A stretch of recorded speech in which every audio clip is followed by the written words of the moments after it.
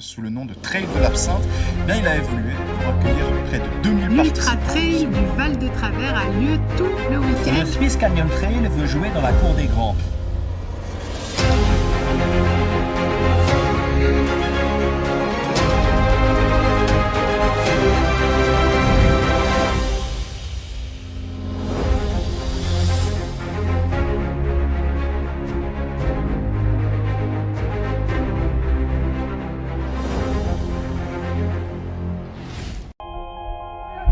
Swiss Canyon!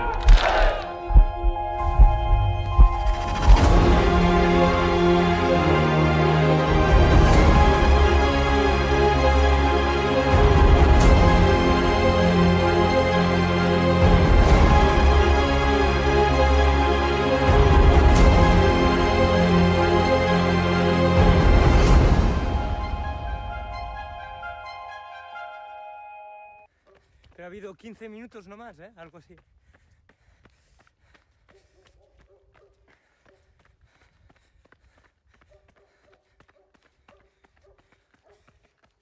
Je suis avec la tête des gars. Je suis avec la tête des gars, Damien, tu me chopes, hein? Pero Sherpa, él es de Kailas. Y yo también tengo Kailas y tal. Es muy buena persona.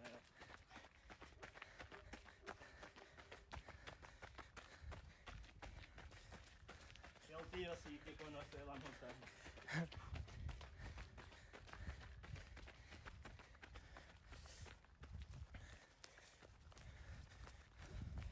Tu m'entends, Damien? C'est tout bon l'image, c'est bon? Ouais, il est large, il est bien. Et bon, j'essaye d'aller jusqu'au bout avec lui. Merci. Me están hablando ahí. Mais nos cogen bien, todo va bien.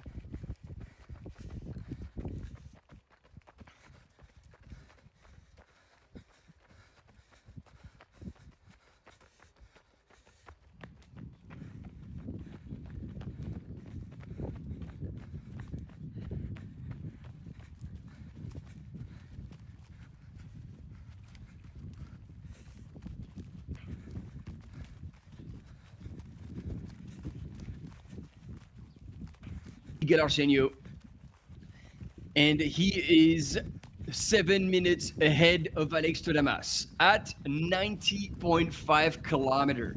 So there's still 11 kilometers to go.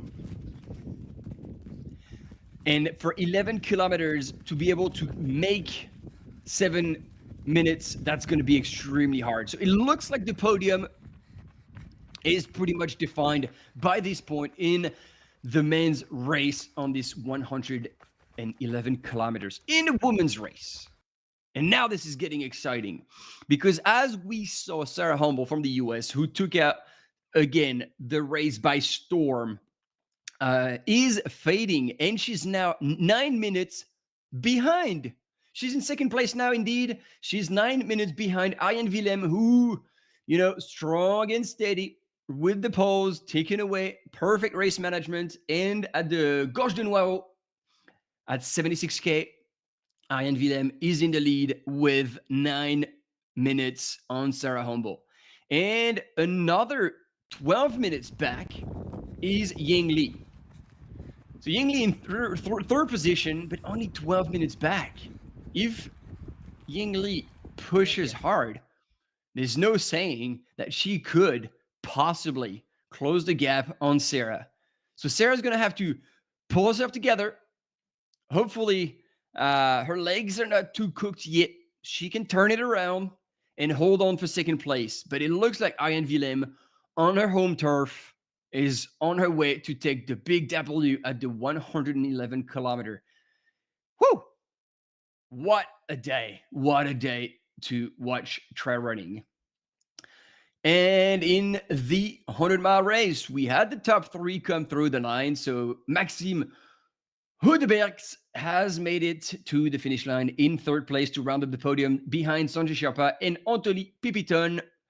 That's your top 3 in the men's. And in the women, Marie Jeannot in the lead has gone through the Bas du Chapeau de Napoléon at kilometer 153.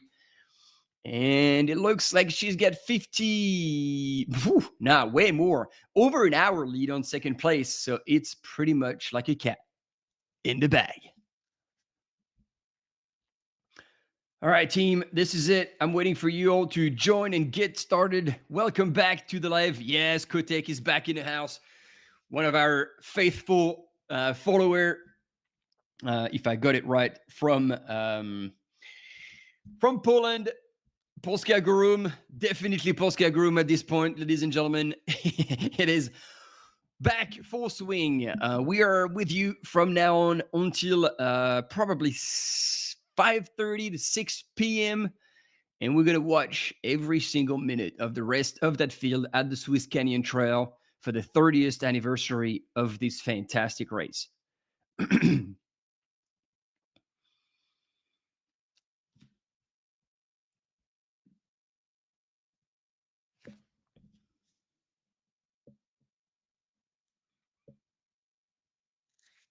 And again, Miguel Arseno in the lead. Look at him. He's just ticking along. Solid, steady, just putting on a hell of a show. The Mike Show, indeed. And it's not mine. It's Mike, M-I-K-E, as opposed to M-I-C, which I hope I'm pulling up for you guys. Appreciate you being there. Después ya has terminado. Muy bien, tío. Queda una más después. Sí, una pequeña.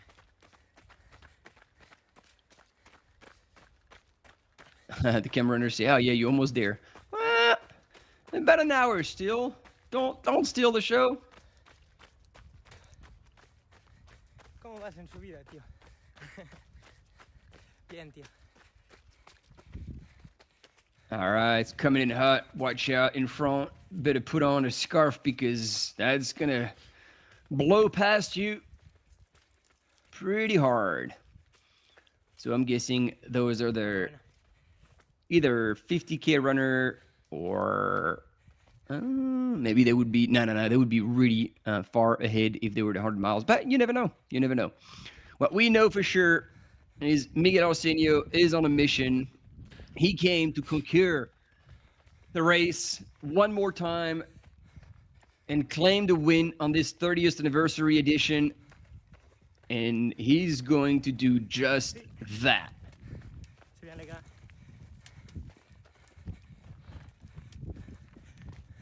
Así, bien, legal.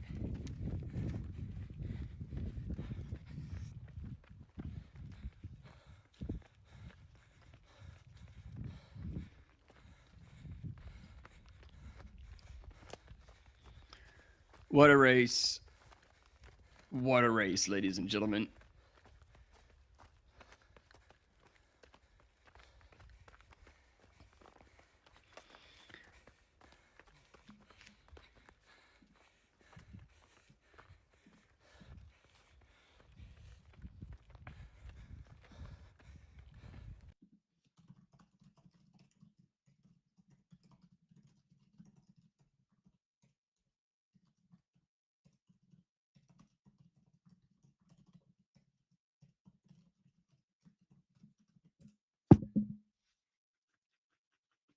And this is also pretty exciting to see because Miguel Arseno is again scoring a lot of points, assuming that he's going to take the win here, which is a safe assumption.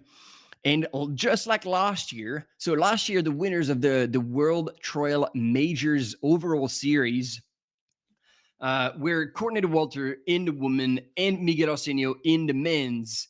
And those prizes are based on the athletes' two best results within the series. So they only have to do two. But what obviously is obvious is that because there's enough races in the series, there are enough runners that could both score two wins. And so at that point, if both runners have two wins, then what's going to be the deciding factor on who has the more points is based on their performance. So it's not like you can show up to a race and be like, all right, I'm going to take the win, nice and easy, chill out, and I score the maximum amount of points. No, you got to run as hard as you can because you know damn sure that there's going to be more than yourself scoring 2 wins. And so it boils down to the performance that you can pull off.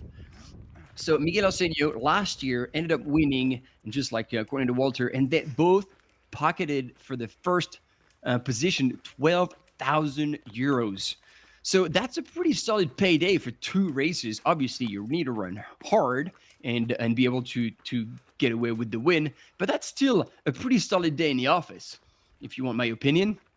And so just to get an idea, second gets 6,000, third 3,000, fourth 1,500, and fifth 1,000.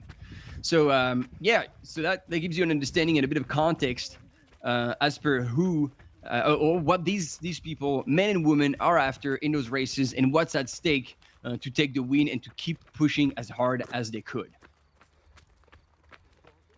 So on the left-hand side, if I am correct, we now have a Swiss runner, Ariane Willem, who has managed to reel in the American runner, Sarah Humboldt, and is now running in the lead. But I am not 100% sure about that, because let's wait for a second, because it doesn't look like her, unless she took out yeah, it didn't look like, unless she took off her jacket, but Ariane Willem did not look like that woman, so I'm a bit confused. Was that a different race?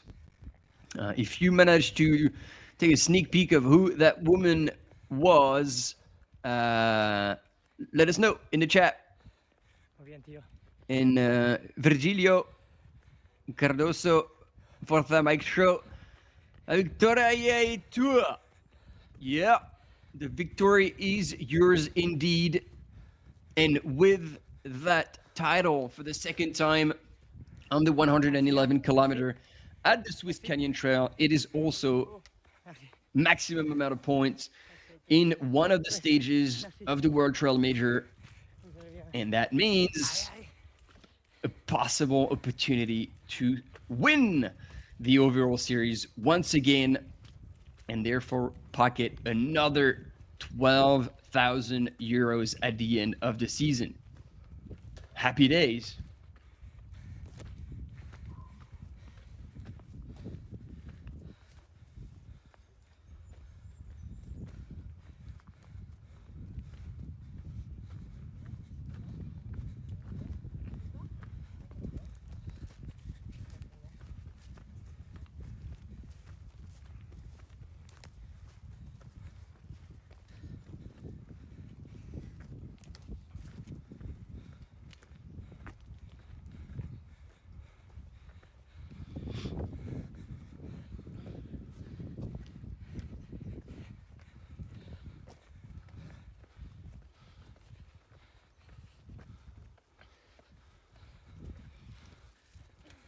Yeah, I mean, she's got the poles, so she doesn't have the jacket anymore, but I'm pretty sure. There we go. That was the confusion. Yeah, I was telling you, like, I see the poles, but I just don't recognize her. And I was like, is it because she just took off the jacket? But no, not at all. This is Marie Janot, who's leading the 100-mile race in the women's category. I know, we're telling us this is Ariane Willem. I do not know what the heck's going on. Apologize for that.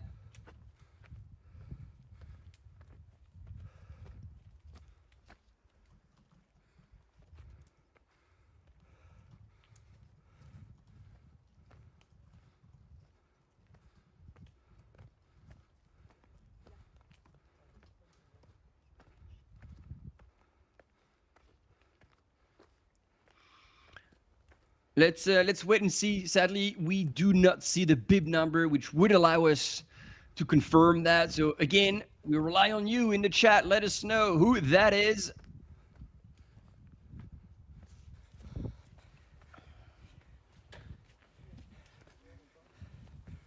Because it says on the screen Ariane Willem, but I have my depth for some reason. No, take a bit of fiddling, but let's see if I can get that confirmation. Venga, tío, muy bien, ¿eh?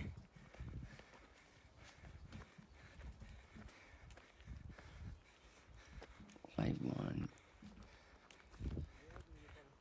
Ouais, j'ai bien annoncé première du 166. Yeah, team, that is not Ariane Villain at all, and I was right to question that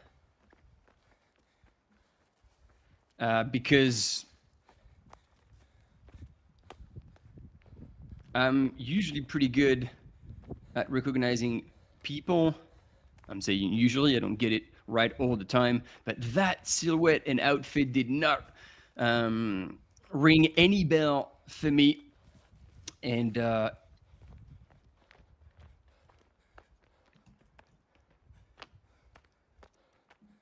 checked again. Muy bien, tío.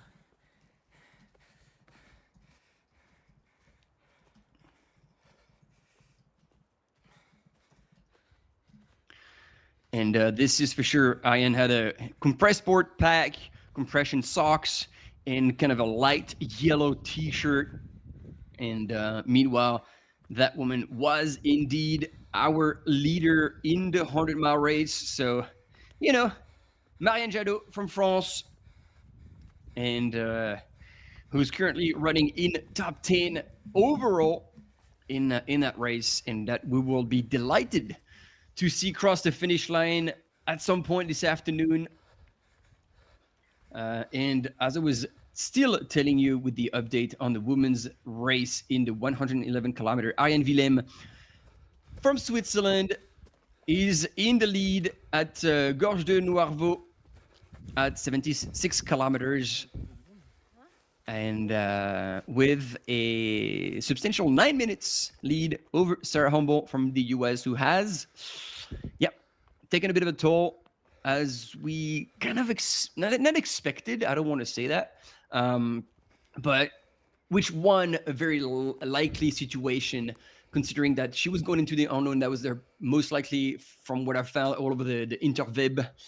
That was a first 100K race, and she had started pretty aggressively, and she didn't use poles, which ends up being a bit of a challenge on the later stages. Obviously, the man that confirms the role is there we go. We've got the correct naming now. Marianne Jadot, first woman in the 100-mile race.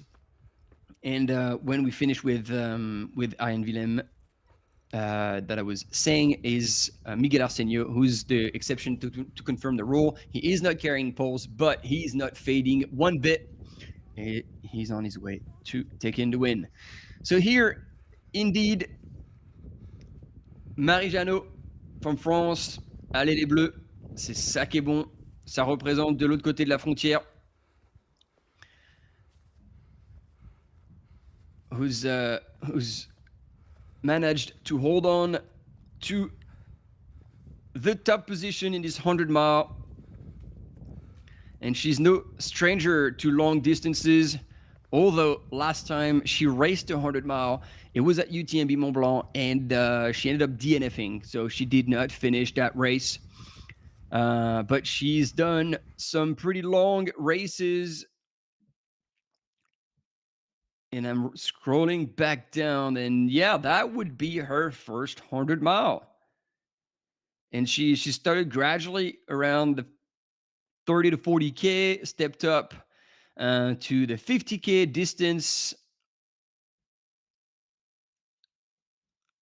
at Trait du Mont d'Or in 2019, and then stayed around like the sub-marathon distance and did OCC in 2022. She finished 36, and then eventually ran the Mont Blanc 90K. Now that she was definitely stepping up the distance, finished in the top 10. She was 9th, 2023, and then backed it up with the Wildstrubel by UTMB in 5th place for the 112K.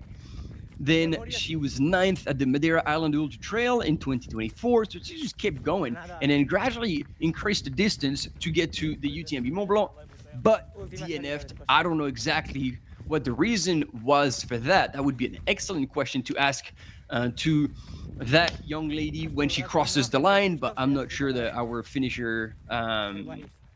line speakers are listening to us, so maybe somebody can pass on the word. But now she is still in the race and even on the best possible position in the top 10 overall and leading the women's field with a massive gap. So if she looks after herself, she will be wrapping her first 100 mile and in style, scoring the first place in a race part of the World Trail Major. Pretty solid. After that, you can mic drop and retire. Oh, maybe not. Maybe you enjoyed it and now you cut the bug of the 100 mile and you want to do it again. Right. What do we see here? Or what do I not see? I hope it's clear at home with you because I can't quite see that ranking, but I'm guessing this is the ranking of the 100K in the men's. I can see the Chinese flag in second place. This is Zhuo Qi, the Chinese runner who's 25 minutes, again, bang on 25 minutes back. So they're moving exactly at the same pace, but Miguel has managed to pull away and create that gap that is going to be near impossible to close. And also, it's kind of a mental statement to his competition. Be like, guys, you're not catching me today. 25K mentally is a really hard gap to close. So, especially when that far into the race, because they're both gone through the 100K mark. So it means that they have 11, or at least, I don't know, like on the website, it says 114 kilometers, but it's called the 111 kilometers. And here on the ranking, it says 110.6.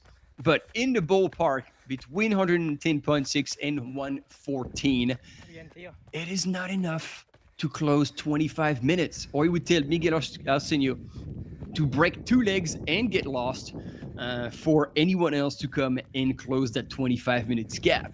Now, what's going to be interesting is that we will look when at Lakes to the Mass from Spain will go through the Bas de Chapeau de Napoléon and see if he is still 10 minutes back or if he's losing ground or maybe still fighting and could respond to Zhuo Ji's attack. That is the next thing we are excited about finding out.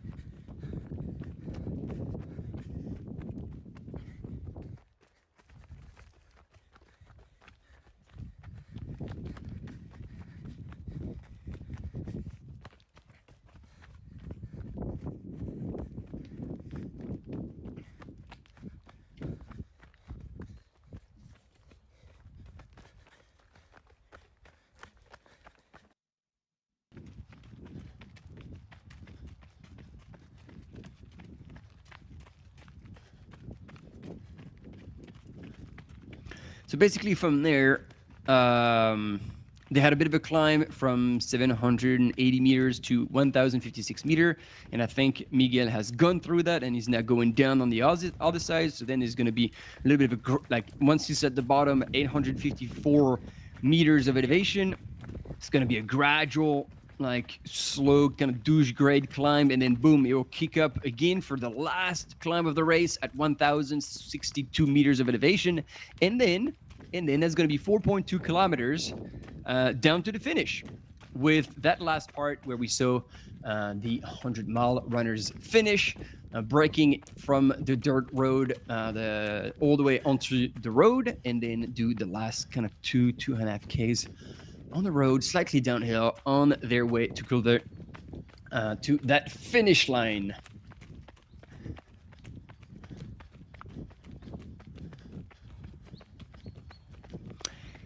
And here you go.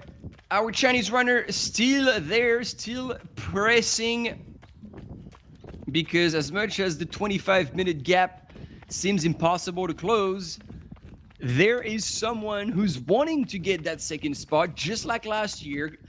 Like I was telling you, from Spain, the man who was second last year in this Swiss Canyon Trail on the 111 kilometers is Alex Thomas, and I think he wants to do it again. So far he's losing to Zhou Ji from China, but is he gonna give up? Is he gonna drop the pace and forget about second place, or is he gonna try and take advantage of this last 11 plus kilometers to try and put an ultimate surge, try to do whatever he can to close on Zhou Ji? Time will tell. Time will tell.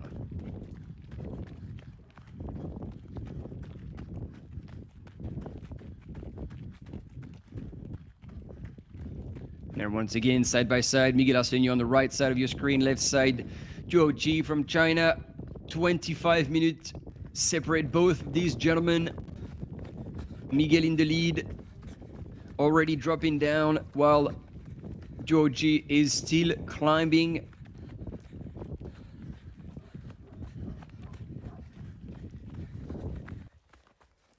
And it's good to see Miguel on these switchbacks. You see how steep the terrain is. You do not want to take a wrong step, otherwise you'll be tumbling down the hill. Sure, you're going to be much faster getting to the bottom, but in what state? Not sure. But it's all under control. It's all well managed. And again, look at the bounce in his steps. Like, he is not damaged at all. Sometimes you see at the end of the race, runners having sore quads. Oh, yep, that is there. There was a big fat sign here saying, stay on the left. And Miguel Arseno nearly missed it, but then he stopped last minute and went back up. Whoa, that's a cheeky climb. Woo! You've been descending the whole time, and all of a sudden, they put you right up on the hill, straight up. As they say over there, droit dans le pentu. You even have to go over the cables that are holding the big fences, metal fences to hold rocks from falling. There's probably a road down there. Oh, that'll wake you up.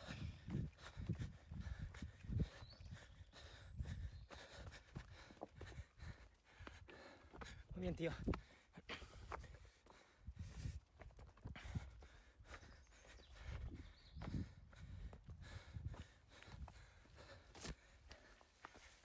That is a pretty wild section there. I think on the right-hand side, you can see the valley and all. So it's pretty good. You get a good feel of where you're at. But you're going back up. So these little kicks, those little climbs, this is what murders your legs and your, like, test your mental resilience. Like, all right, I got to keep going. And look at Miguel. He is still trotting along, going up the hill. Doesn't walk one single step. Yep, this man today was unbeatable. He came with one mission, and he surely is delivering.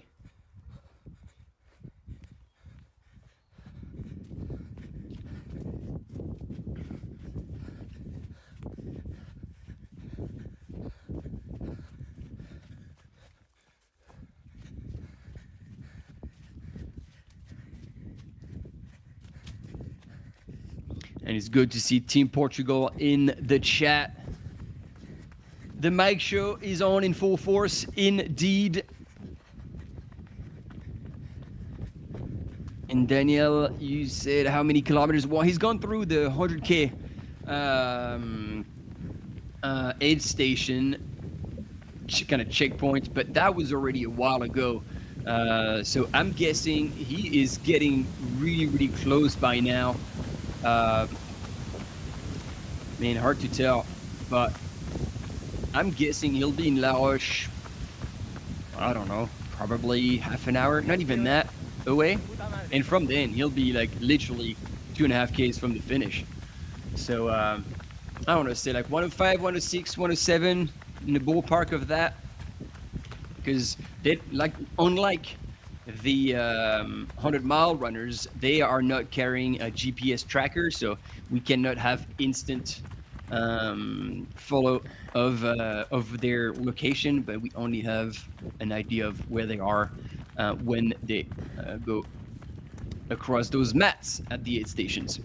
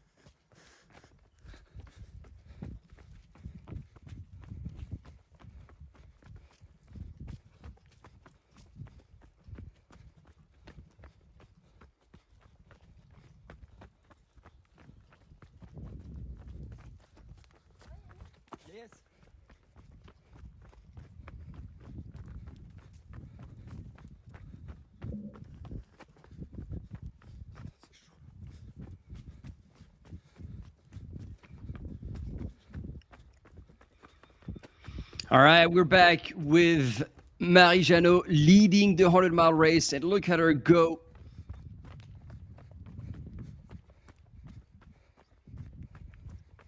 Moving with care on that very technical terrain. She's also in that descent and on her way to the finish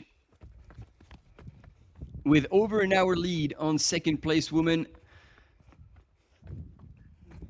Outstanding performance. And if you're joining us right now, ladies and gentlemen, you will see without a fail the QR code at the bottom right of your screen. And that, ladies and gentlemen, if you scan it with your phone, and you will have access to the live results.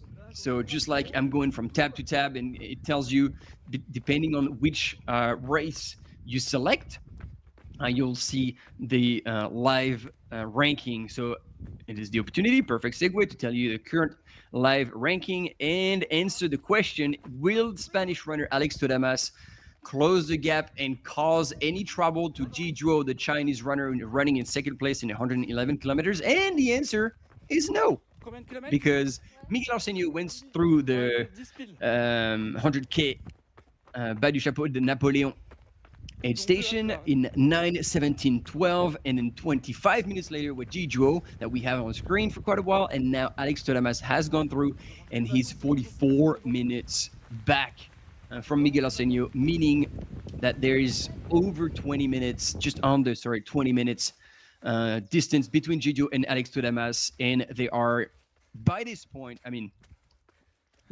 for sure, Ji Zhuo is way past the 100K mark, so closing 20 minutes, again, is going to be near impossible. And in the women's race, we have Ariane Willem, who has gone through Les Places at 83.2 kilometers in 9:48:29. And so far, no sign of second place or third place. Sarah Humboldt was still in second place, some 9 minutes back, and then Ying Li from China was also a bit further back in third position from Sarah. But like, the next checkpoint will be an interesting indication to know if Sarah Humboldt is falling apart, or if she just went through a low and he's holding herself to possibly finish in second position. So again, if you scan that QR code at the bottom right hand side of your screen, you will be able to have direct access to these live results. And here, something we love to see on your screen: a true representation of the trail running spirit. The runner who got passed stopped, pulled to the side, and cheered on Miguel Arseno as he went past. And as a sign of acknowledgement and recognition of both his encouragement and the fact that he moved out of the way, Miguel Arseno put his hand on his shoulder and said thanks and good luck. What a beautiful sport. What a beautiful sport we are part of. And it's just as beautiful regardless of how bad the weather conditions is. It looks like the weather got better compared to this morning. If you were with us, we couldn't see anything. The fog was extremely thick, and the wind was blowing, but now it seems to be getting a little better, but the ground is still extremely damp and causing a bit of trouble to our Portuguese friend here on that climb. But once again, it's incredible to believe that he's been doing all this, he's covered all this ground without poles. So he's definitely wasting energy, and he has a ton of experience, and he knows that by using poles appropriately, he would be saving his legs and he would be moving a little better. But for some reason, he chooses not to take them. While Joe G is definitely using them and making very good use of them. So he's saving his legs and managing to basically move at the same pace with saving up to 30% energy coming from his legs. So that is a big deal, especially in those long races. And that is my assumption as per why in the women's race, Ariane Willem has managed, after a consistent and steady race, to overtake Sarah Humboldt, who had started a bit like a demon, all out, no poles, and running all the climbs, and maybe came to a point where she just ran out of gas a little bit. Here we go, back with Miguel. He's now running down. Oh, and look who's finding a second win just because there's a camera. We have a runner there who was just walking and having a jolly time, and all of a sudden, Il est vraiment fort, ces gars. Bah, non, j'en peux plus. Il faut faire le boulot, hein.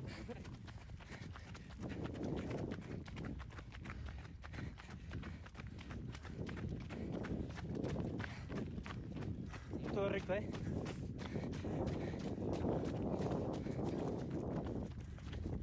Mira, perdón.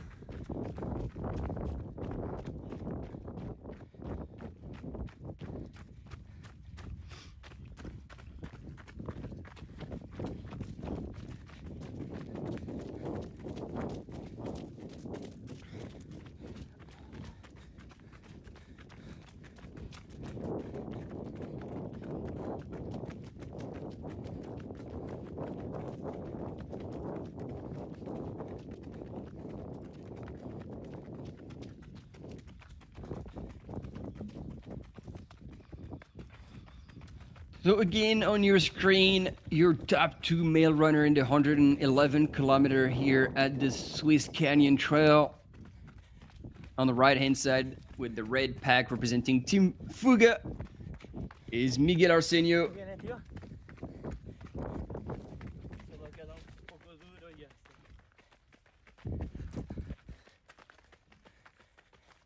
Puta madre, ¿eh? Estás acelerando, ¿eh?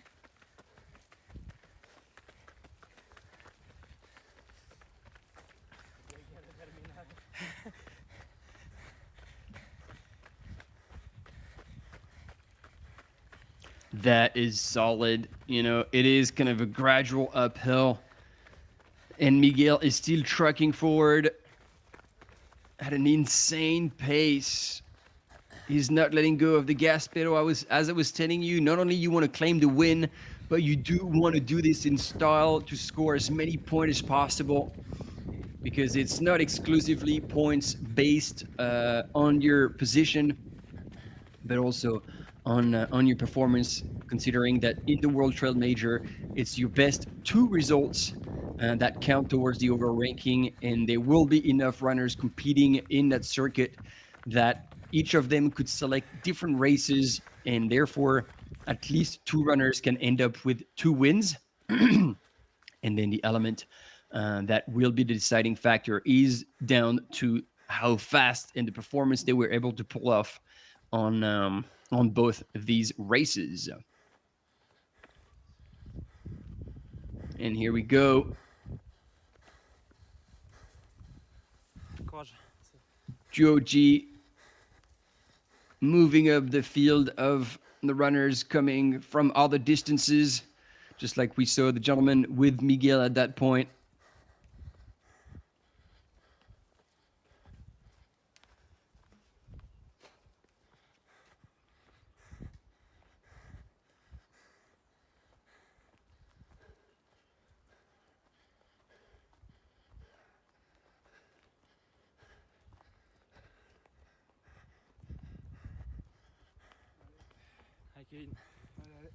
There we go. Beautiful attitude again, moving to the side, letting the runners go. That's what we like to see. True gentlemen out in the mountains, going hard at what they love.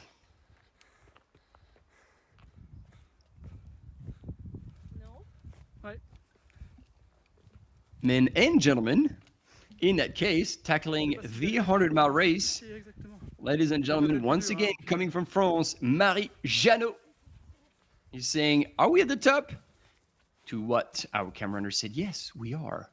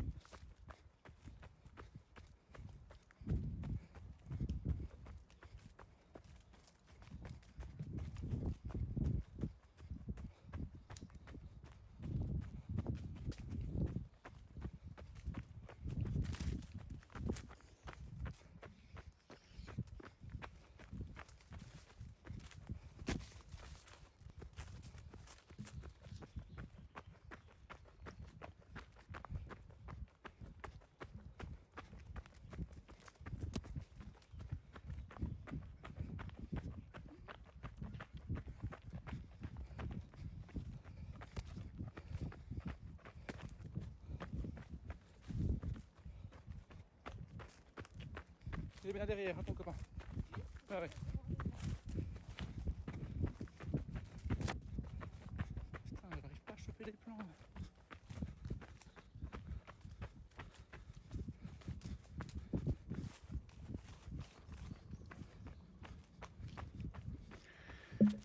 There you go, ticking along with our female leader, Marie Janot from France. She's gone now again through the 153 kilometer. Next up, La Roche, 163.5, and then 2.5 Ks to the finish. That last section that we know so well. So she's basically started going down. That's why she was asking the camera runner, are we at the top? And this is the last descent. It is a bit of a cheeky descent. It is, I think 4.2 Ks, 4.2 Ks. And again, 4.2, I think it was in La Roche. So there was a bit of a climb after that and then dropped down. So now she's already dropping down. She's probably 3.5 Ks to the finish.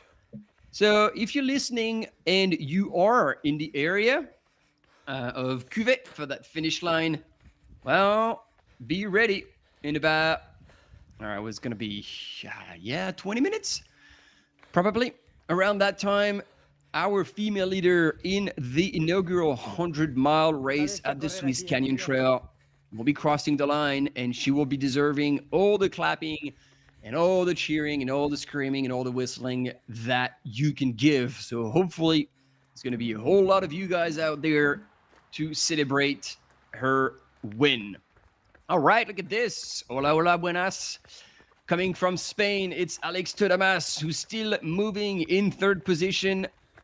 There is about 20 minutes between him and Joe G in second place. So now it's a fight for the third spot of the podium, which is still a really good performance. I don't want to take anything away from Alex. It's a fantastic performance. Is it what he was hoping for? I don't know. I can't speak for him. But one thing for sure is that last year he came in and finished second to Miguel Arseno. And this year, a Chinese runner in the name of Zhou Ji has come and squeezed himself between these two gentlemen, and so far is moving in second place. But Alex Todamas from Spain still holding on to a podium position here for this anniversary edition, 30 years edition of the Swiss Canyon Trail. I'm sure he can be stoked about that.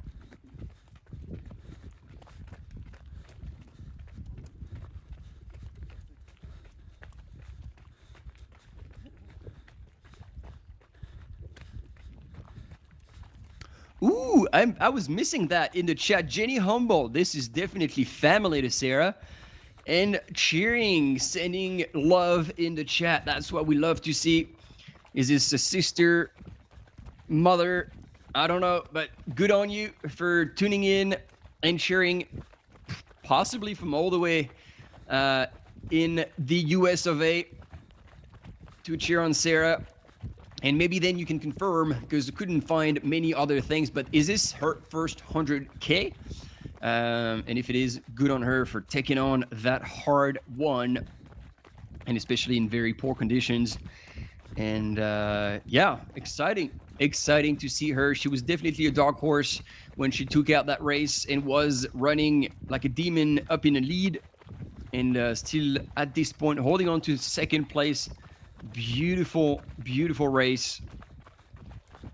And so far still 12 minutes ahead of third place Ying Li from China, with still 30 plus kilometer to go from the last aid station. But now she should be probably going through Les Places at 83.2 kilometers, which put her just under 30K to go.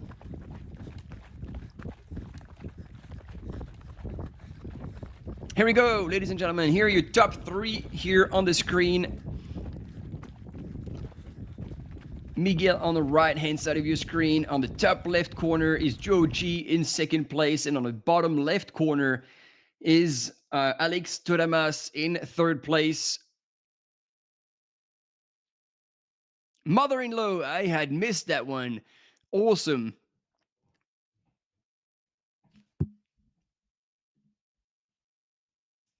And now we're back with Miguel. Head down.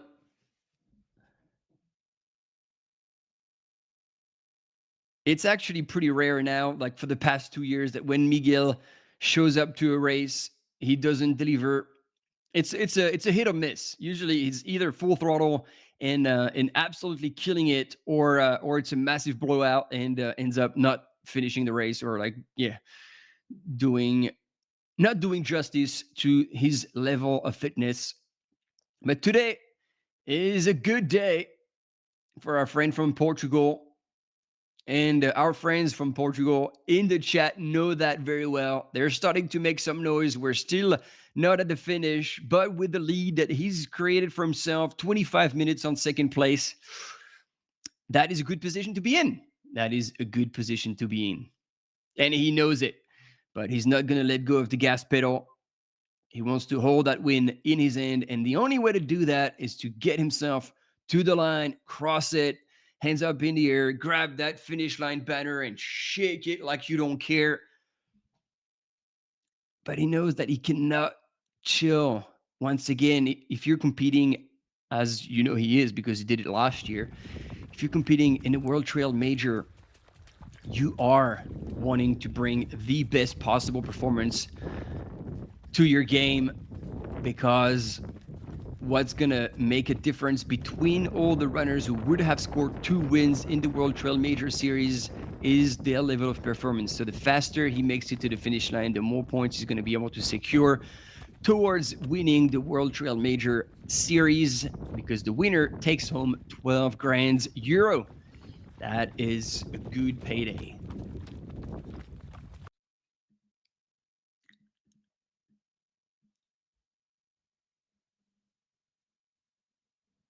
So there we go. We got another Portuguese runner who's gone through the Bas du Chapeau de Napoléon at the 100K mark, Bruno Gonçalves. And he was 15 minutes back from Alex Todamas. Again, that's a gap that's going to be hard to close. So these gentlemen now are quite spread out across the field, and it's going to be hard to make a move that late. Except for that man who's making a move pretty much on himself. He's looking at his watch to get an understanding of how far he is, even though he knows the course. He's been there before. He's won here before last year. And he knew exactly how to pace himself, while Gidro is still on that very steep, rocky descent with all this switchback. And you can see the valley on his right-hand side. And this is where we saw Miguel go through earlier. Like I said, the gap between these runners is now to an extent that is going to be really, really hard to see changes, as opposed to possibly the women's field. No, none of them has gone through Les Places yet. I think Ian Willem has secured, at least at this point in the race, because there's still just under 30K to go for Ian. But she's built up a pretty solid lead. And then I, along with all the Humber family, I'm waiting for Sarah to clock through Les Places at 83.2 kilometers and see how she can pull it off. Currently in second place, and see if the gap is increasing or decreasing between her and Ariane, as well as between her and third place runner from China, Ying Li.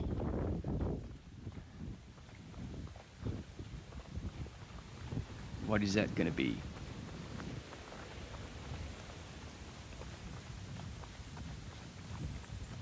Oh yeah, the mic show is on. Now the chat is being entirely taken over with the Portuguese flags.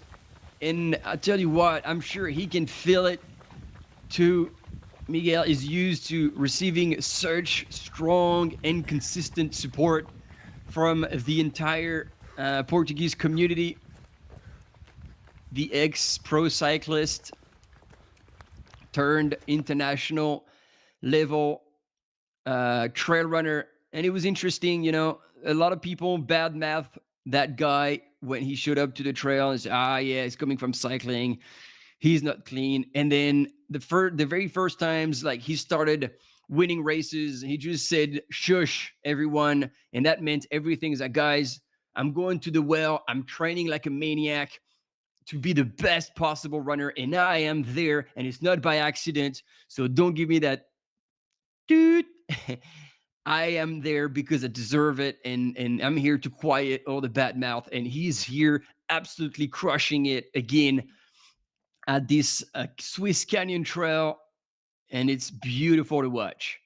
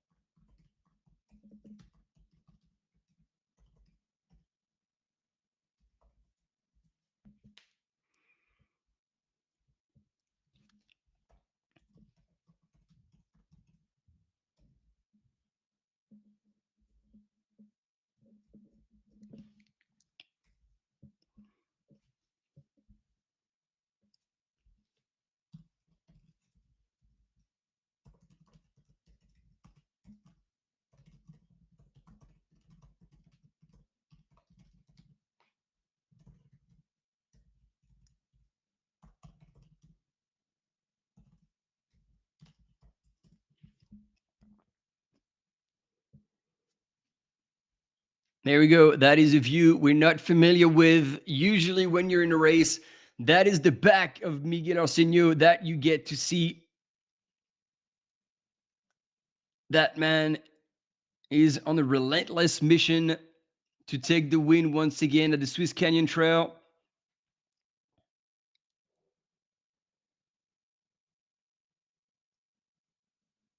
And I could not see what was written on that sign, but he is getting close. He's getting dangerously close to the finish line. I don't know if we're going to get to...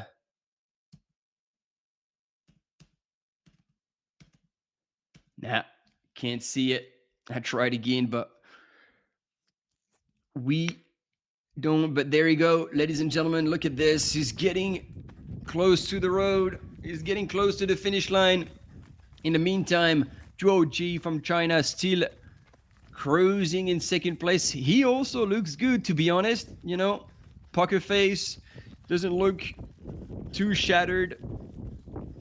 Still flowing on that slight downhill section here. And the traditional tape around the knees that we often see with Chinese runners. I feel like we Europeans are missing out on some secrets because they always carry those KT tape on the knees, so they might be protecting the knees or something. I don't know. If anybody knows, let us know in the chat. I would be super curious to have a better understanding, because I mean, obviously it would work just a little bit like a compression and would create an area of like hold for the muscle around your knee to like limit vibration. But the actual science behind it, I am not aware of it. 32. Non, j'ai fait sport études ski de fond à Pontarlier. And there we go. Now our camera runner is having a good old chat with Marine Jeannot, our leader in the 100-mile race. Exactement. Eh oui, c'est ça. Moi, c'est la génération Chloé et Antonin Pellegrini. Il y avait qui tu peux connaître, Hugo Buffard.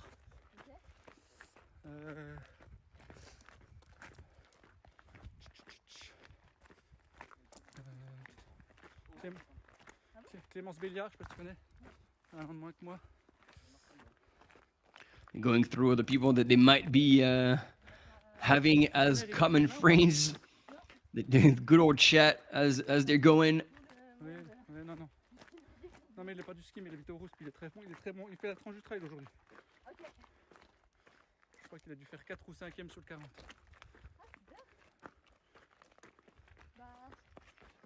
Moi, je suis originaire de Barcelone de base.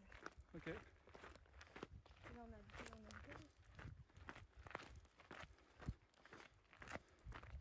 Bah, j'ai fait le trail du Morbier là, il y a 2 semaines. Là. Le 40, mais j'ai un peu explosé. C'est sympa. Ouais, c'est ça, puis j'en avais un peu trop bourriné avant. Allez, let's go. Time is not too chatting as much as it is probably very comfortable and, you know, pleasant to have a bit of a yarn with someone else. It is racing time, and right now our French runner Marie Janot is on her way to winning the 100-mile race.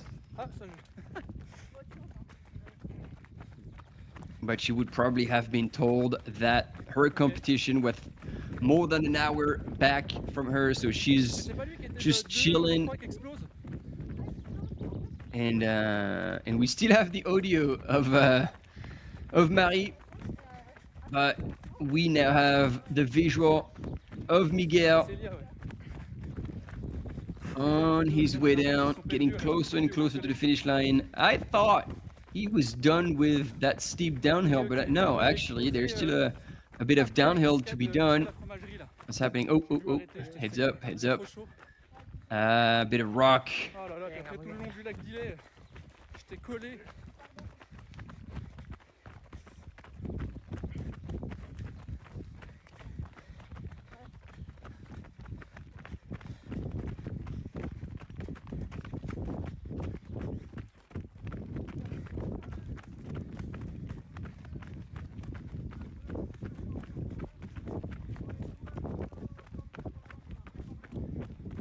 Está muy fuerte este tío, ¿eh?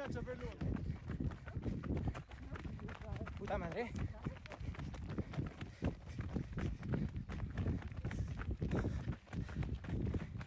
Look at that. Can you believe that this man has already run like over 105 kilometers and he's absolutely ripping it down that descent?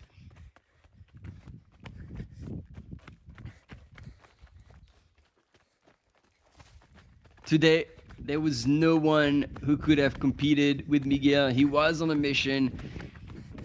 He was eyes on the prize, focused right from the beginning, didn't get excited. He knew he had runners on his heels. Alex Todamas was pretty close for quite a while. But then Miguel knew what he was doing, and slowly but surely, he just screwed onto his competition and eventually pulled away. Didn't slow down one bit while his competition was falling apart and dropping down to a gap between Duo G that is around 25 minutes and then another 10 minutes back, 44 minutes at the last checkpoint, Alex Todamas from Miguel Arseno.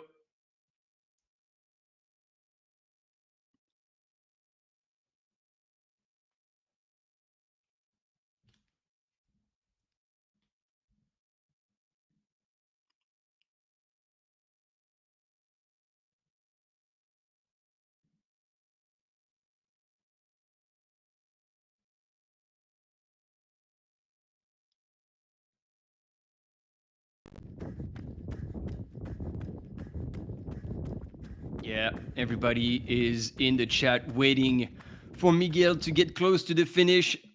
How many kilometers to the finish? Wow, I think we are getting extremely close. And I would say probably less than 5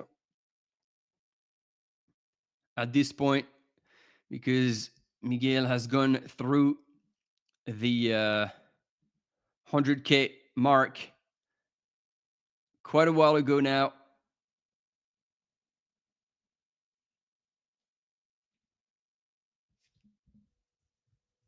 And so he should be checking through La Roche any minute.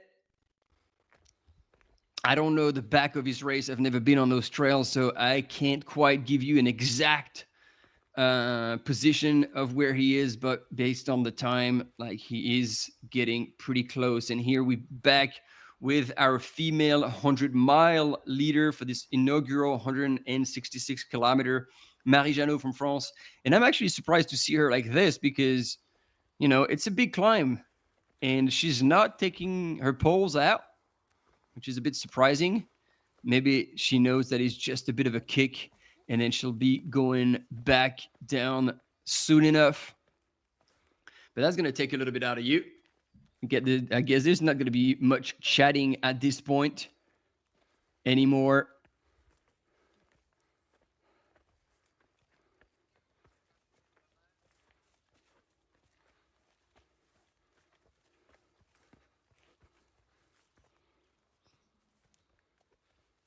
T'as pas eu envie de courir ici.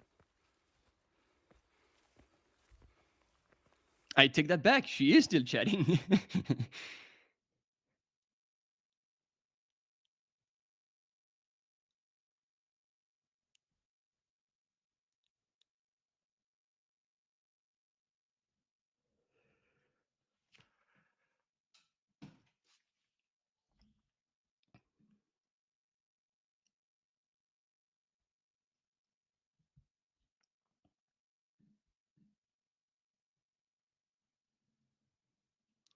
Oh, ladies and gentlemen, there is an update in the women's race in the 111 kilometer. Ariane Willem has gone through Les Verrières at 90.5 kilometers. She is trucking forward like no one else, but we have a second place woman in Les Places, 83.2 kilometers, and it is Ying Li from China. So Sarah Hombo has been passed in that last section, and now Ying Li from China is in second place. Sarah Hombo has yet to come through the aid station of Les Places at 83.2.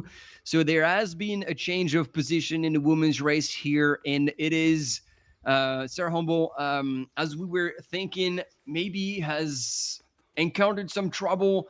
Maybe he's starting to feel tired. We were saying that not using poles could be a bit of a gamble, especially on such long distance with that amount of elevation. Again, it's 5,300 meters of elevation gain and loss, because this is obviously a loop that these runners are doing. So in feet, that's like what, 16,000 feet, 17,000 feet. So that is a lot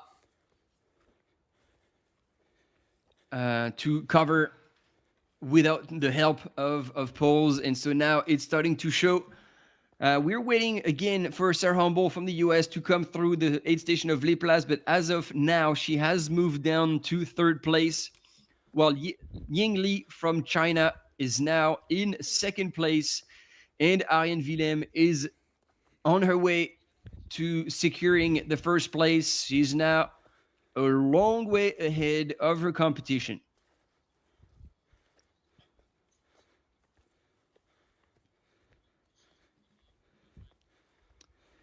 Transitioning back to our third place male from Spain, Alex Todamas, and you can see that is definitely a bit of a different stride and a different motion as well.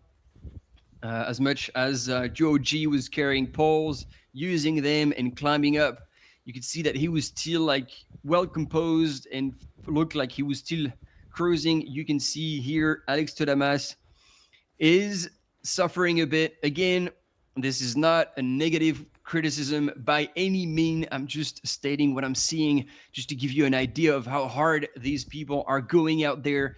And at this point, Alex, I think, is just trying to survive. Hopefully he's going to keep fueling, keep looking after himself, because when the descent is going to come, this is going to be a good opportunity to switch gear and get back into that race full force. But now we can see that, yeah, he is struggling a bit. But this is such a tough back end of the race. It is a cheeky one because you get a lot of the elevation in the first half. leaving you pretty much cooked for the second half. And that's when you have to move both on the flat like Miguel is doing right now. And I think this is it. He's hit the road. He's in the last 2 kilometers. Look at him fly. Looks like he's on a 3,000-meter race on the track. I mean, that is downhill for sure. But look at him go, the bounce and the stride that he's got.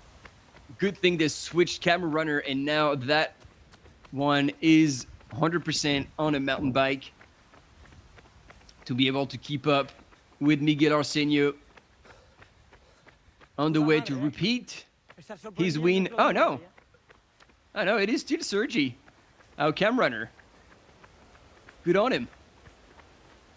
I thought that has transitioned into a mountain biker, but no, it is still our runner keeping up with Miguel.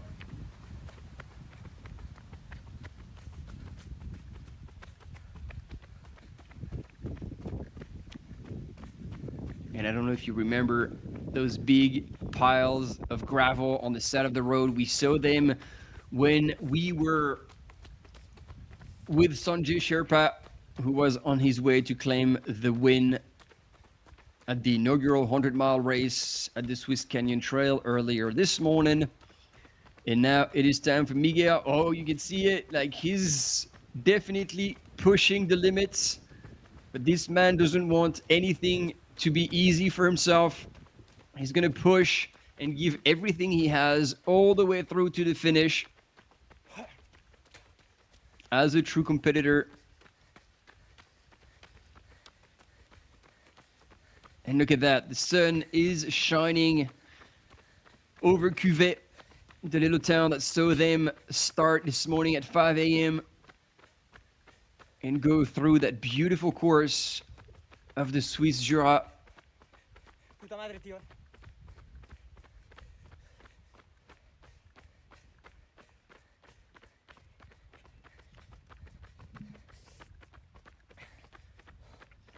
And I'm pretty sure I'm going to switch to the chat, and that's going to completely blow out in a few minutes when Miguel is going to get close, going to get into town, and then do the final 3 right-hand turn around the track, into the track. And it's going to be hell of a party to welcome the man who's going to repeat his win from last year. And I can't wait for him to break into a smile, to come out of his race and realize that this is done and well done. Probably 5 or 6 minutes away now.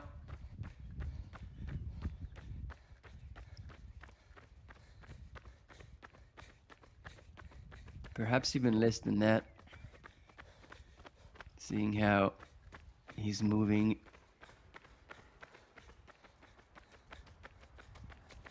Oh yeah, we are less than that. If you are close to town, now is the time to get to the finish line and witness greatness from Miguel Arseno.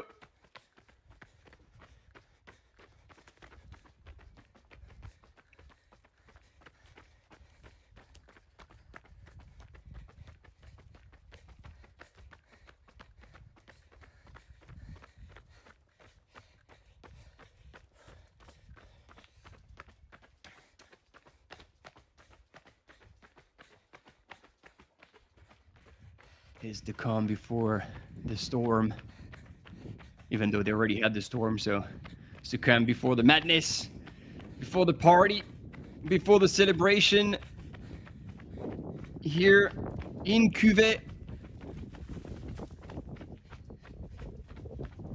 that has crowned that man the big W last year in the same distance. But that wasn't enough for this man. And he came back just to prove that that wasn't an accident.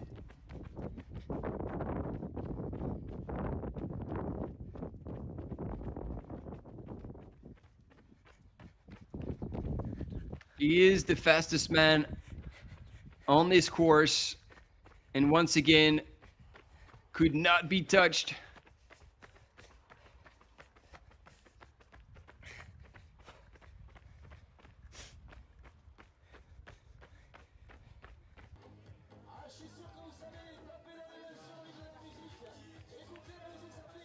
There we go. They're getting ready here on that finish line. We can finally hear the speakers getting ready and making sure that everybody's lining up to welcome the 2025 winner of the 111Ks at the Swiss Canyon Trail for the second time in a row, Miguel Arseno.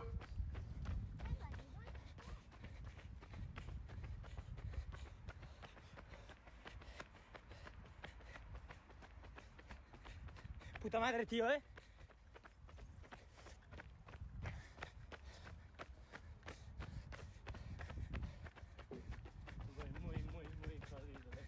Pero estás ahí, tío. Va a ser para ti, puta madre.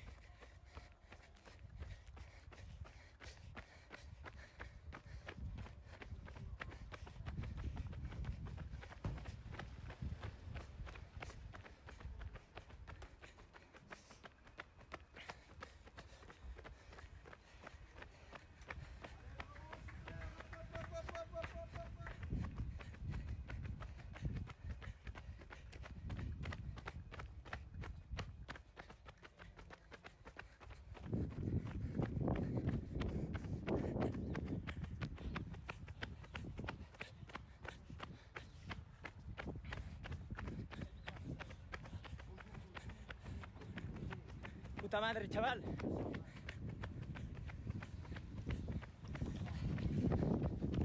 There we go, team. We're getting close. We're getting close.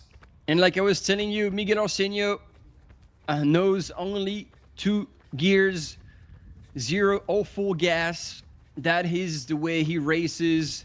Sometimes he pull off amazing performances, just like today. Sometimes it's a blowout, but that's the style this man races in. And when he delivers, he scores extremely high. Beauty. We're in the last couple of minutes of this race for Miguel Arseno. Now is the time to blow out the chat. Let's go, Portugal. It's time to make some noise.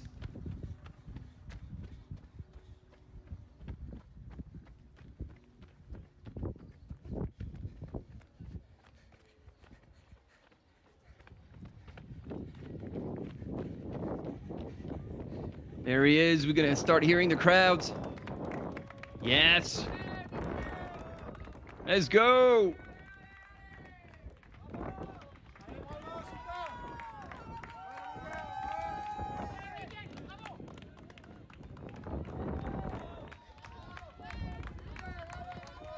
And this is gonna be another win for Team Fuga as well at this anniversary edition of the Swiss Canyon Trail for the 30th edition.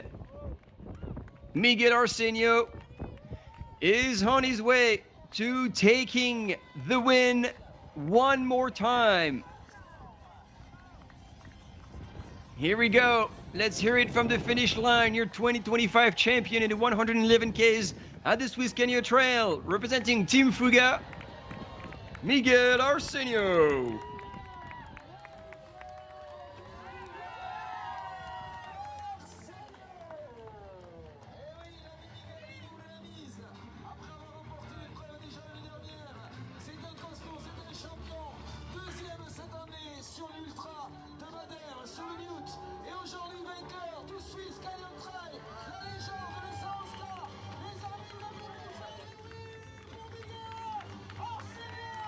And there we go. Sitting down, reflecting on the race he just had, the performance he's achieved, the goal he's reached.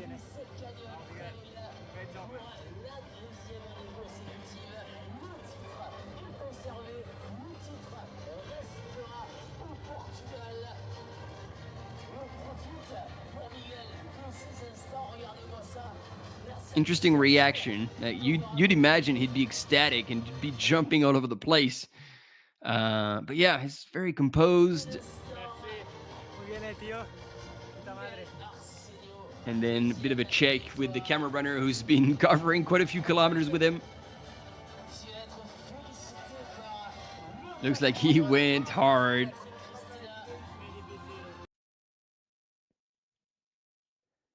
We're going to have a bit of a debrief post-race, maybe even a post-race interview at that point.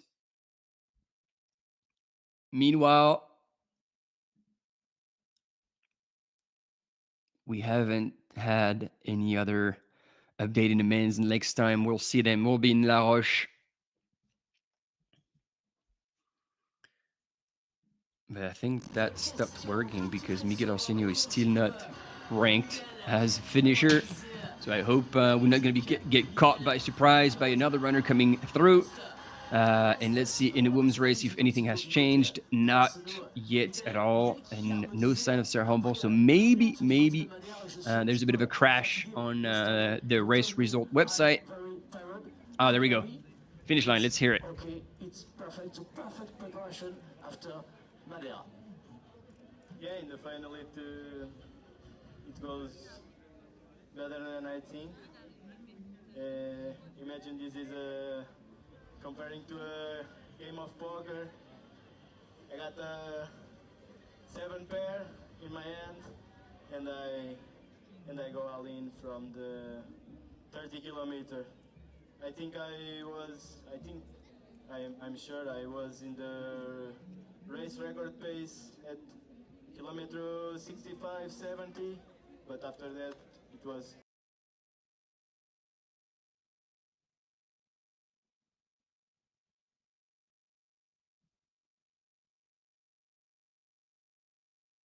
Oh man, I'm losing the audio when the interview is happening. That's too bad.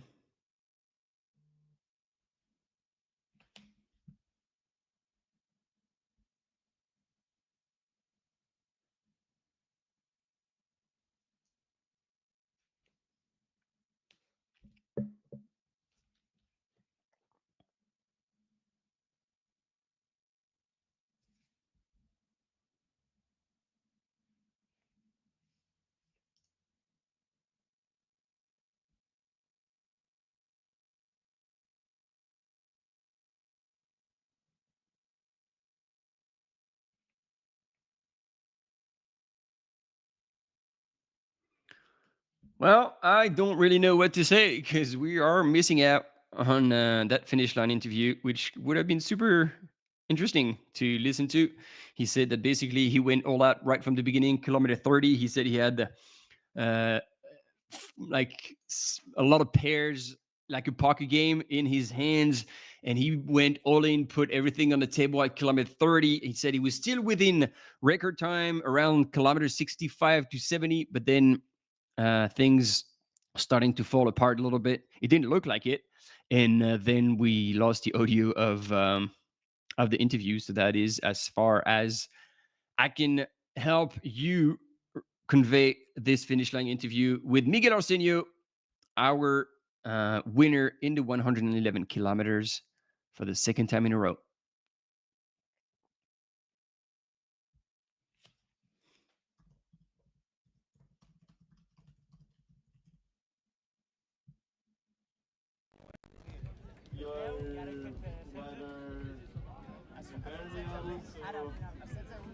Yeah, it goes well. I can manage it really well. I put a big gap in the other guys, and then in the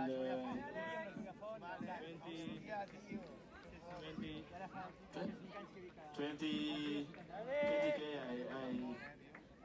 I knew that I was not able to break the record, so I slowed down a little bit and I try to manage to don't explode myself to the limit and to enjoy the trails. Qui me coupe un petit peu, Miguel qui nous disait avant, voilà, c'était des conditions vraiment difficiles. All right, well, we got the end where he said that basically in the last 20 kilometers, he knew he wasn't going to be able to break the record, but that would have been a bold move to go after the course record considering the weather conditions. But so once he knew he was out of course record pace, he let go a little bit of the gas pedal, which didn't really show on the screen, so he wouldn't actually blow out himself. And would secure that first place, that win across the line. Allez, on continue à accueillir ces finishers. On est toujours sur le 51K. Stéphane Janin, bravo à toi. 8h37 minutes pour l'instant. Ça continue d'arriver. Regardez, au petit pas, tranquillement. Voilà, c'est fait pour notre ami. Happy to take off the shoes. Solid day in the office for our Portuguese runner. C'est bloqué parce que j'ai fait des fausses manips. C'est bloqué. In Ibiza, right across from Ushuaia, there was a fucking DJ in the bathroom. It's 9 p.m. on fucking Friday. It's 9 p.m. Oh, man. Those flip-flops, taking off the shoes and the socks must feel like $1 million right now. Woo! Get the fuck up. We're going to high. Let's go. Let's go. Music is on the finish line. It is a party, but somebody's not going to be dancing just now is Miguel Arseno. He's celebrated that win. He can now sit down and relax. And second place, still running on his way to the finish line, is our Chinese friend, Zhou Jie. He came crash the party for Alex Todamas, who was possibly dreaming of a first place or at least match his performance from last year in second place, but that was without counting in Zhou Jie, who showed up and certainly delivered, still in the descent on the way to the finish line and not looking like he's getting tired or slowing down at all. He's still smooth. And I mean, this is not a surprise because he is used to running very long distances. He's done a whole lot of 100 miles. Il y a 2 minutes. On l'a dépassé il y a 2 minutes.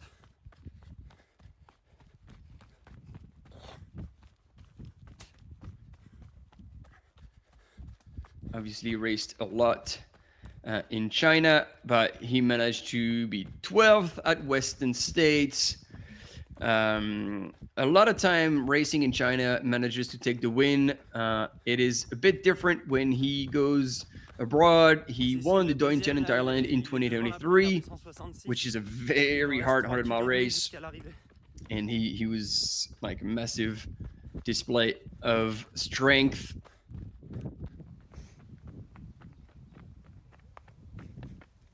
And actually earlier this year dropped out of UTMF, Mount Fuji 100 mile.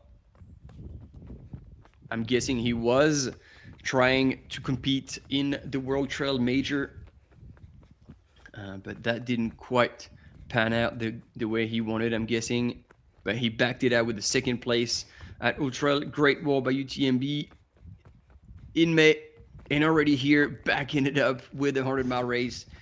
That man races a lot. And there we go, back with our female runner who I guess has been passed now by Zhou Jie, Marie Janot, on her way to the win in that same descent, but obviously not going at the same pace.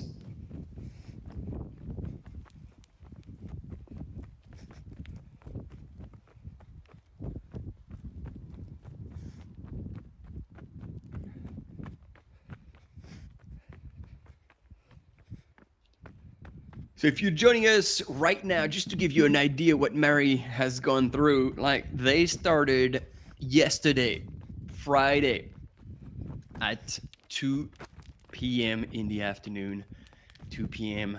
And then they've been running for the rest of that day. Woo! That guy who's behind Mary has his quads that are shot. Look at him go. As we say in French, he's running on eggshells. I don't know if this translates into English, but an image is worth 1,000 words, and you can see for yourselves. This is what happens when you've shot your quads and IT bands. Every downhill, every step is a bit painful. While Mary seems to still be going smoothly down that slope, and she will be pulling away a little bit from that guy. Maybe our cam runner is going to pass, although it seems like they're still going at the same pace. So yeah, I was telling you, Marie has started yesterday, 2 p.m. in the afternoon, and it's already been 2 rounds around the clock.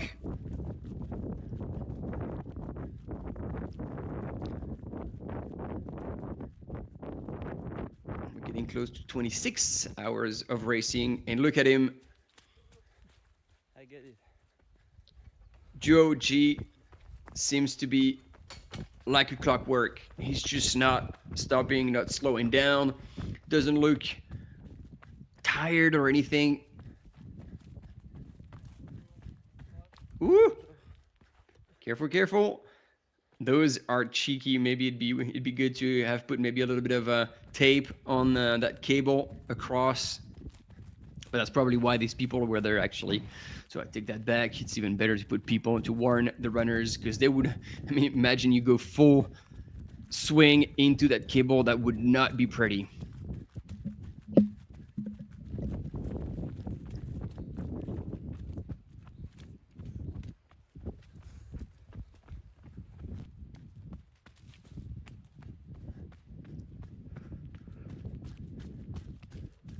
And as you can see, those runners are going through quite a lot of gates throughout their course. They're going in and out of pastures where cattle are fenced up. And so those gates is what allows people to go through without having to go over or under or even opening a gate. These ones are designed with the little tourniquet or the ones that you lift for quick and convenient passage. And this is traditional practice over in Switzerland. You see that everywhere. We see it on pretty much every mountain where there are pastures, and they work pretty darn well.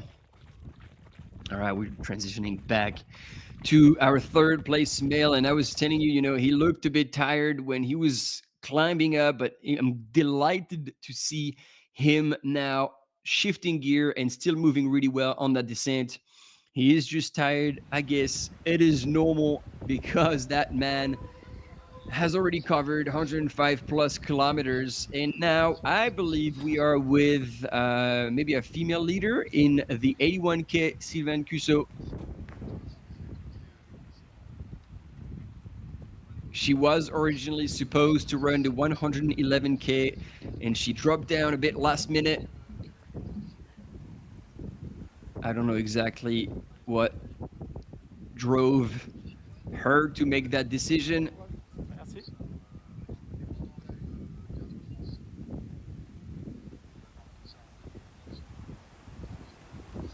But yeah, Sylvain here is wrapping up her 81K. All smiles, still looking like she is having a lot of fun. And not surprised, just like Sanjay Sherpa, it's very rare to see Sylvain not smiling. And she's having a bit of a yarn with our cam runner even. C'est sûr, je vais passer au milieu. And she has a 10-minute lead on Adriana Moser, who's in second place. And she's getting really, really close now to the finish line. So it looks like it is in the bag for Sylvain Cusso. Representing Team ASICS in Iron.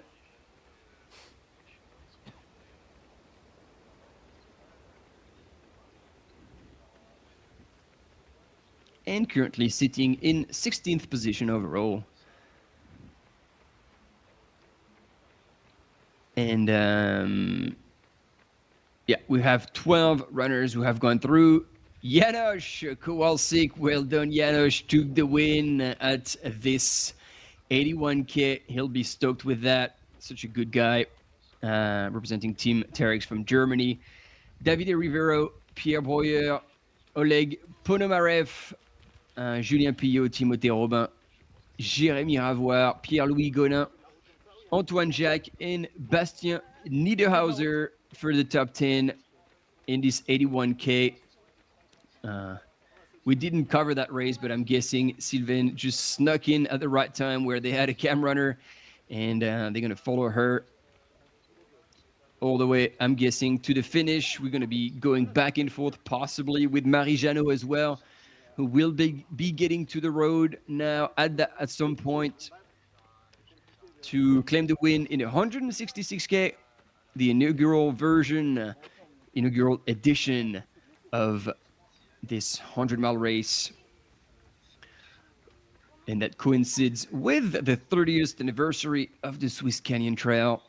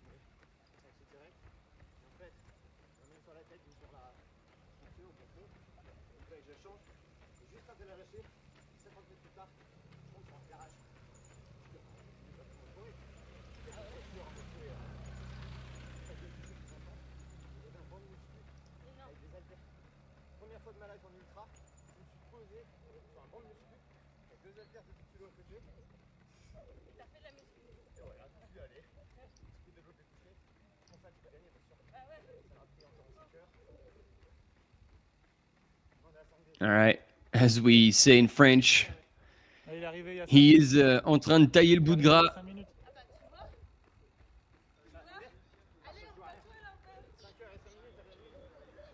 And I don't know what they're talking about, but they are chatting away for sure on their way to the finish. It seems like none of them are in a rush to cross that line. They're just cruising down.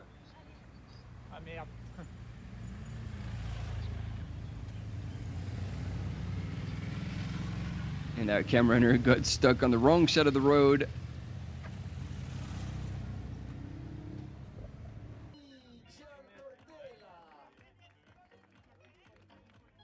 And there we go. We got more runners, most likely in a 51K crossing the line. Now they're going to keep streaming in.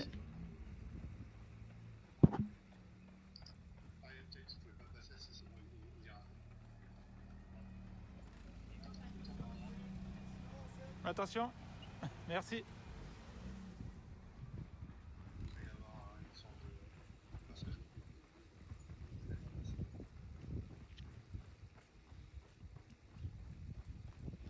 And there we go, Sylvain Cusso in the last kilometer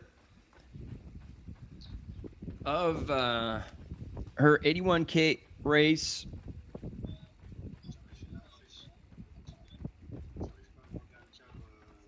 Attention, je passe au milieu. Yeah, true. It is a bit like a maze towards the end.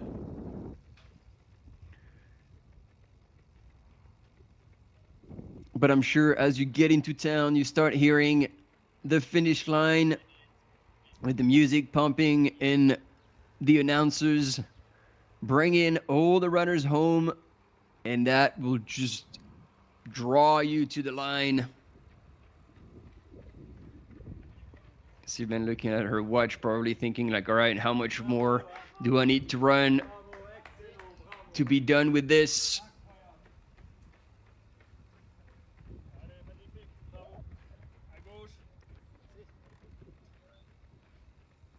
And this is where we have our official volunteers in the name of the police to regulate the traffic as runners cross that main road and ensuring all the runners' safety.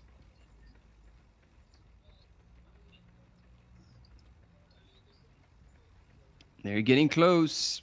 They are getting close, team.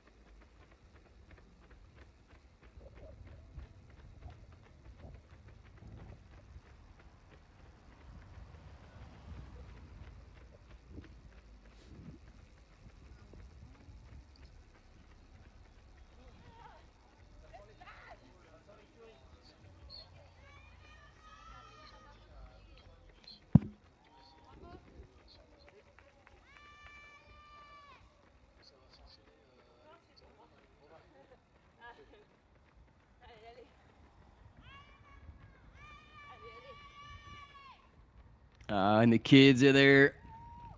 I heard Allez maman, let's go mom.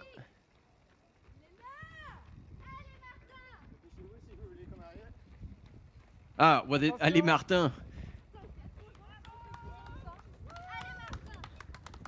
Ah, yeah, no, it's Ali Martin. Sorry, not Ali Maman. My bad. And now he's going all out towards the finish, dropping his fans like a bag of hot potatoes. In the meantime, Sylvain Cussot will finish nice and easy. No need to sprint out. She is well ahead of her competition.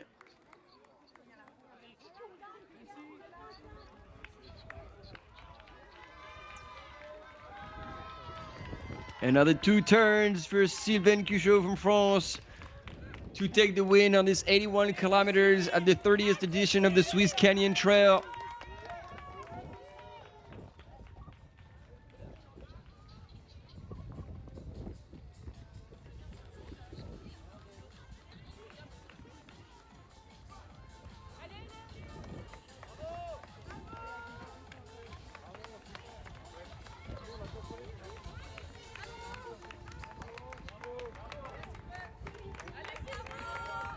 And there she is, all smiles in the last couple of 100 meters. It's going to be turning off the track and into the grass, onto the pitch. And she's going to be across the line and take the win here at the Swiss Canyon Trail.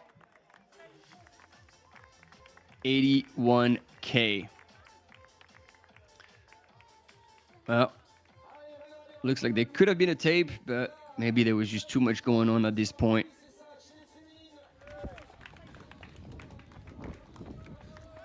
All right, getting close as well. Our Chinese runner, Zhou Ji, looking at his watch and better get the stadium on fire to bring him home because he's deserving a hell. Massive round of applause. He's pulled off a really outstanding performance here. Zhou Ji from China, representing Team Hoka, taking a pretty solid second place. Well done.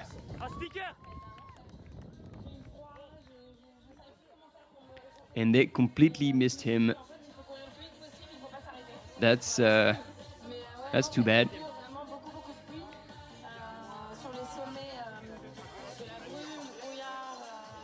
Well, we said it here at home, behind your screens. We witnessed Zhou Ji finishing in second place.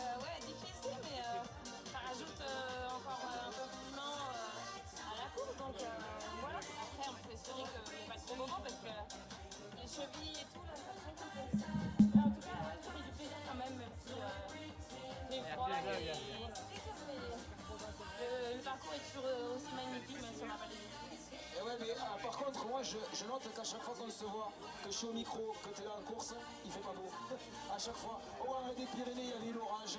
Ici, à la flotte, je crois qu'à la Réunion. All right, that's once again coming in second place across the line with 40 minutes back on. Sorry, I completely got it wrong. I'm taking it back. With 25 minutes, it's incredible. That 25 minutes gap has been consistently the same across the last checkpoints. They were running exactly at the same pace. And Zhou takes second place in style on that race. And now we are coming into town, about to cross that road with the support of the police, getting into the town of Cuvée for Marianne Janot, who's about to wrap up her 100-mile race and take the win as well. I hope we're not going to miss her.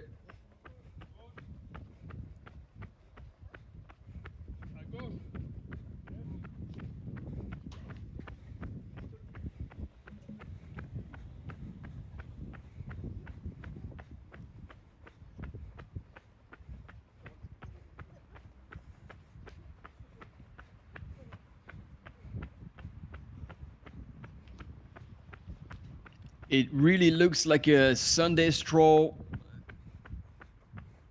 coming back from your Sunday morning long run.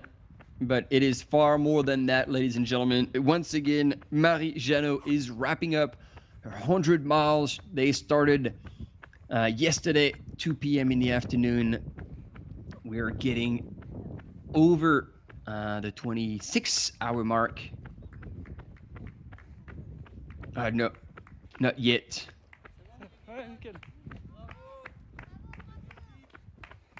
And she will be the next one crossing the line.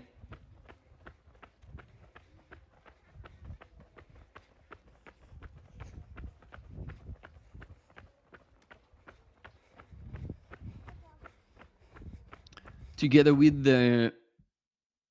Yannick Julien. I don't know if they know each other. He's been running with her for quite a while.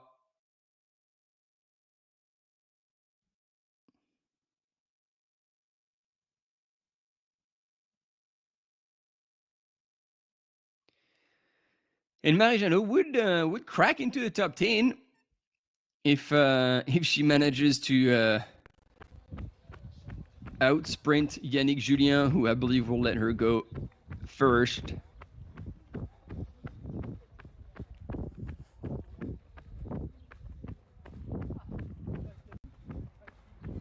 And I'll be interested to see what kind of question they're going to be asking her, considering that based on what I've seen, this is her first 100 mile that she finishes.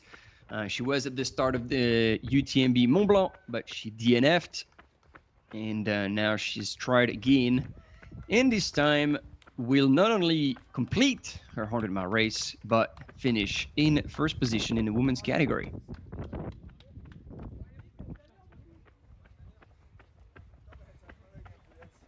She doesn't seem in any kind of rush. She's just cruising. Just cruising.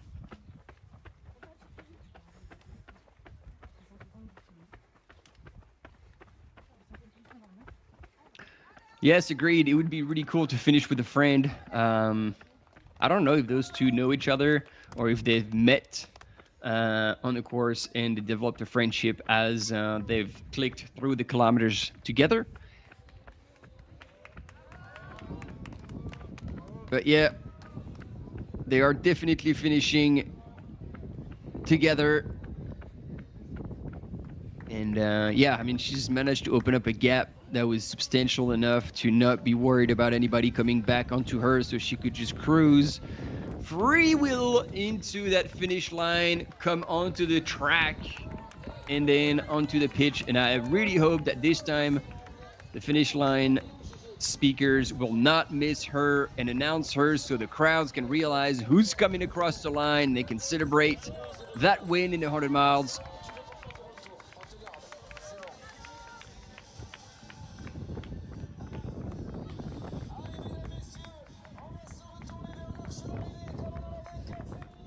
There we go.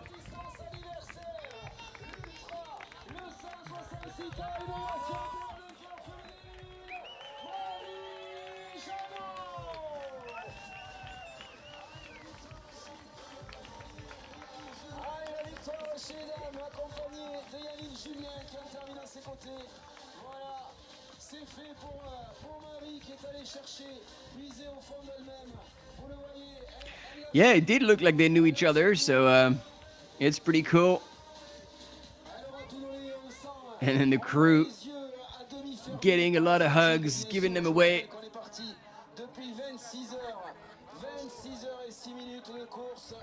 So there we go. That's it, indeed. Just over the 26-hour mark.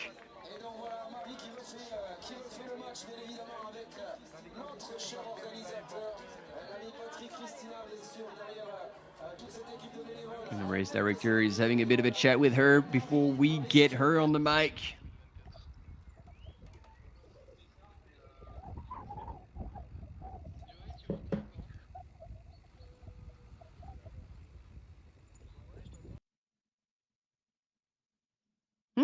Very curious. Who did we have there?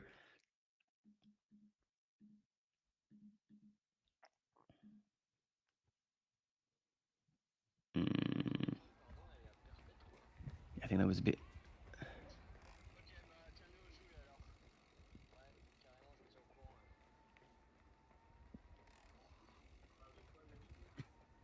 It could be our 81K second place woman.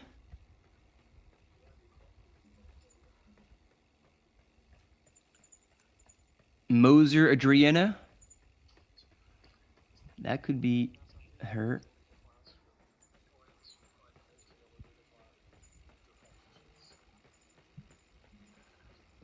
Yes, that is her indeed. So towards the end, I guess all our cam mountain bikers and cam runners are in the last kilometers, and they're going back and forth with all our participants. So as much as we weren't planning on covering the 81 kilometers, we do have the human resources to follow the last kilometers of these top runners. And here, after Sylvain Cuchot, Cici Cuso, as we know her, managed to take the win, even though that, that was definitely welcomed by the finish line speakers. We are now following second place, Moser Adriana from the Netherlands.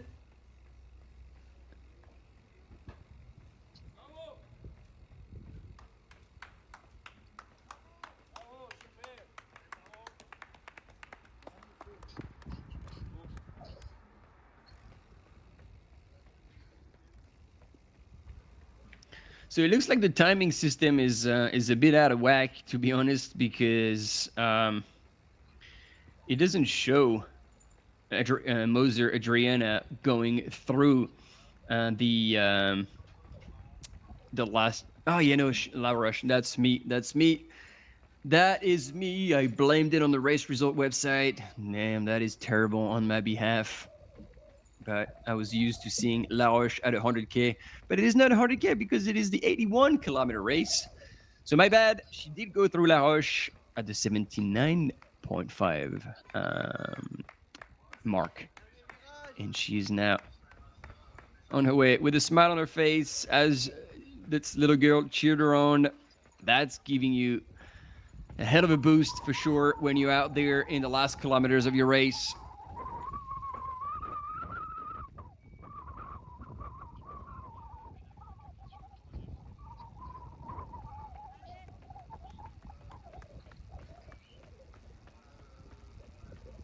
She's definitely pushing the pace on that last descent.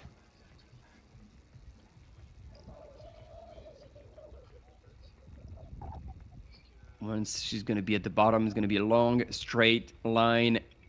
And then 3 right-hand turns around the track before entering the track. And finally,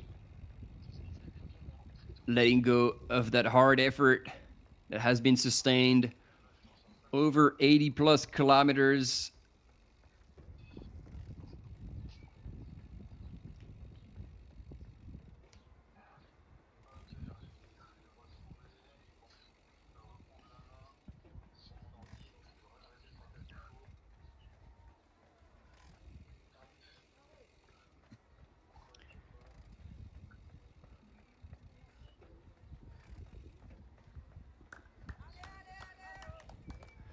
Wow. I'm looking at the women's race in the 111 kilometers, and if Team Humble has news about Sarah, please let us know, because now we've seen go through the 83.2 kilometers in Les Places, and we've seen Geneviève Asselin, Demers, et Celia Neto in 3rd and 4th place, and Sarah Humble still hasn't clocked through Les Places, so I hope she's okay. And in the meantime, Ariane Willem had gone through Les Verrières at 90.5, that we had seen that, and now Ying Li from China has also gone through another 41 minutes back from the lead. And there she comes into this finish line, these last 100 meters to take the 2nd place in the 81K, Moser Adriana.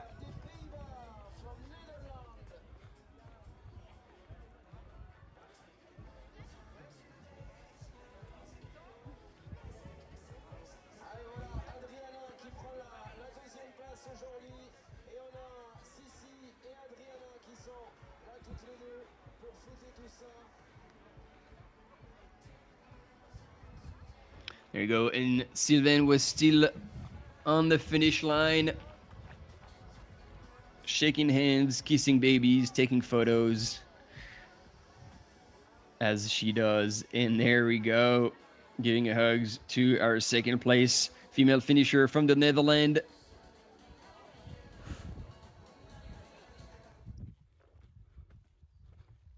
And then there is quite a gap because third place still hasn't gone through the 79K mark in La Roche. So there is possibly a solid half hour until we see the third place of that woman's 81K. Back to 111 Ks with Alex Toramas from Spain, who's still moving.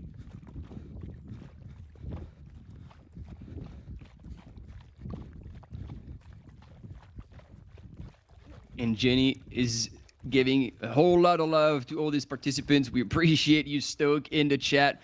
But Jenny, if you get an update from Sarah's crew, could you let us know if she's okay? Because we see her kind of not going through that 83.2K checkpoint. And she went from last checkpoint was in second position. And now she is currently in fifth, but still waiting to confirm that fifth place whenever she will go to Les Places at 83.2. So yeah, just checking in on her, making sure everything is okay. And in the meantime, Alex is giving everything he's got left in the tank. But he still has a wee while. He's fallen back quite a bit. And if we look actually in the men's ranking, the last checkpoint, there was only 15 minutes difference between Alex Toramas and Bruno Gonçalves. If Bruno is finishing on a high, it would be a challenge because at that pace, he could possibly be making up a minute per K, which would mean that Alex Toramas is not necessarily in the safe, but that would take Bruno a hell of an effort. Well, that would be an exciting finish. I'm sure Alex wouldn't be happy with that, but we would be stoked for the show. That would be amazing to see a battle for third in the very last kilometers or 100 meters of that race.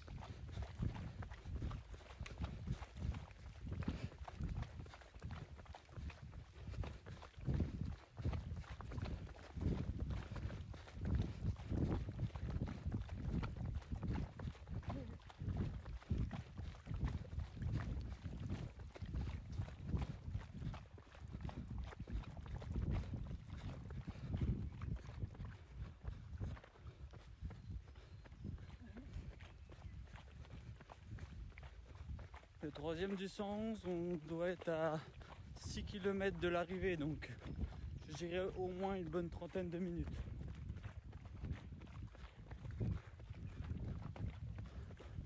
Wow, if this information is accurate, we just heard from the cam runner that Alex Toramas is still 6 Ks away from the finish.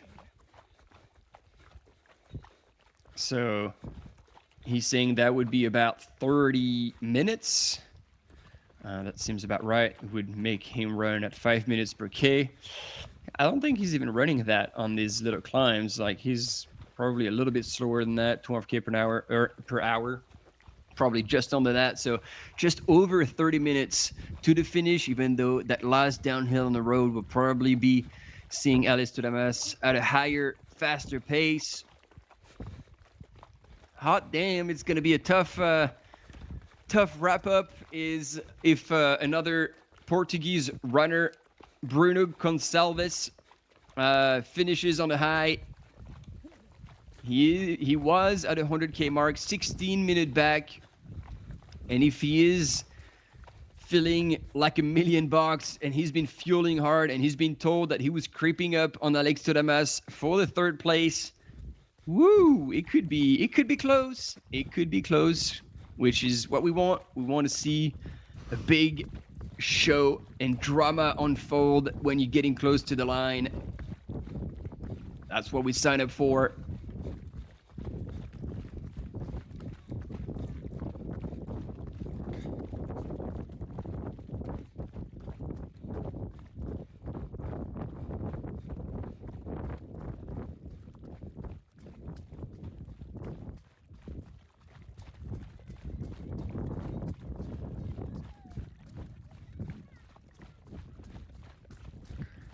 There we go. Dropping down, across the road, back on the trail.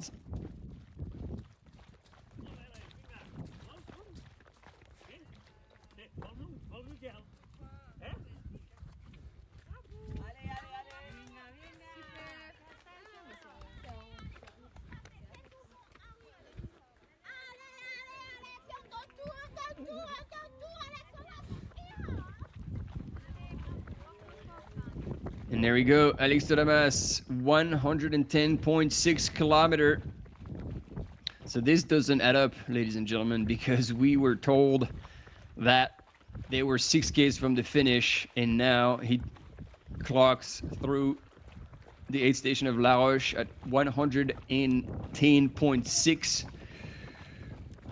And the weather is now crapping itself. It is starting to rain and go bad again. We had sunshine for the finish of Miguel Arseno, but that was short-lived. One thing for sure is that it is probably then a 114K race, because if the aid station of La Roche is truly 110.6, there is no way he is 400 meters from the finish, because he's going to have to go up the road and then back down onto the trail and into town. So there's a whole lot of ground to cover. So I think our cam runner was more accurate in his kind of indication of how far they were from the finish.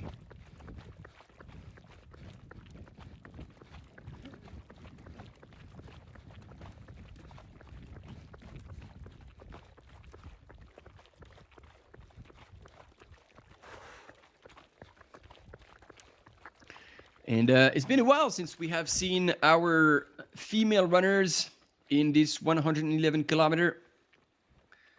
Our Swiss Swiss runner who's made the perfect race today, Ariane Willem, leading the race with now 40 minutes over second place, Ying Li at Les Verrières, 90.5 kilometers. I just wonder how she's doing. And then we had the indication in the chat that Sarah was running a 70-mile race today. That was it.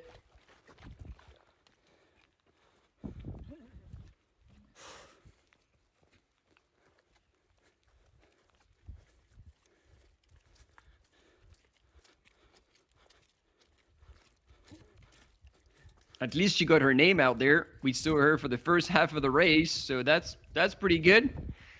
A bit more training, a bit more experience under her belt, and sure enough, we'll see her back in those 100K plus distances.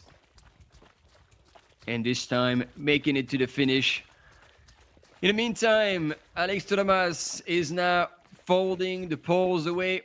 This is it. He's now dropping down for the final descent into the finish line. What a relief. He's going to be stoked about that.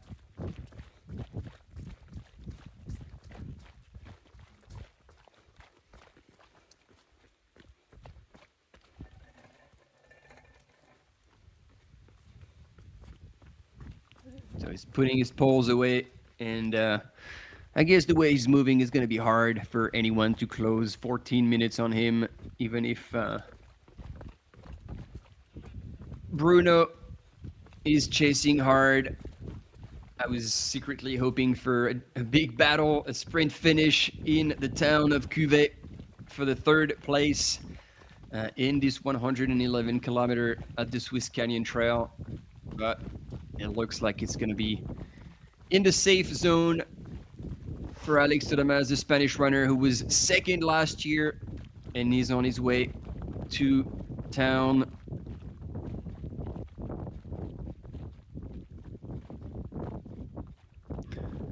Cool, and I'm just being told that our cam runners are waiting at a location on the course to catch images of our female leader in the 111.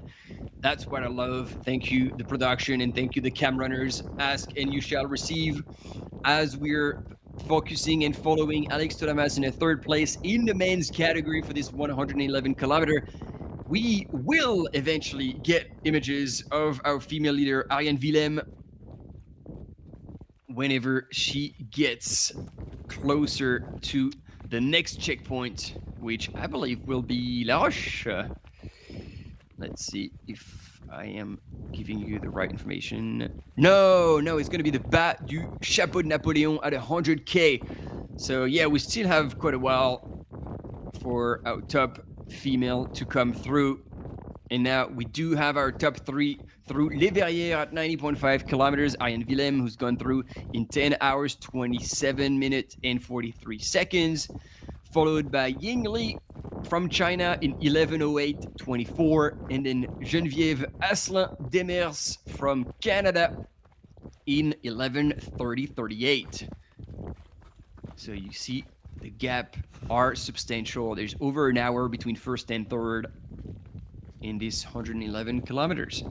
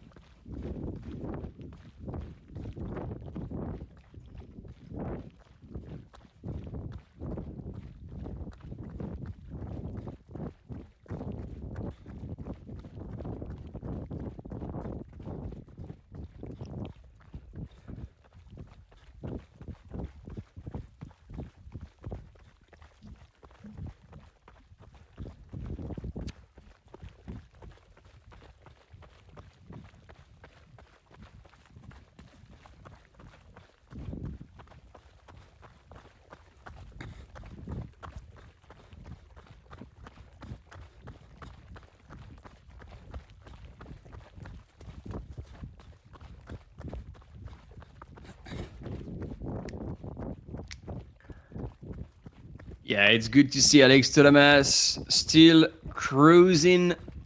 His legs are still fine. You can see him striding out in the descent, freewheeling into the village. And that's a good sign. He's even creeping up. Ooh, that always is a bit of a challenge. You lift your legs to go through the gate, and the hip flexors start cramping. That's where shit hits the fan pretty hard. But Alex seems to be all right with that. Good on him. Eyes on the prize. He knows the end of that race. He was second last year. He exactly knows what to expect. Obviously, the weather conditions were a bit bad.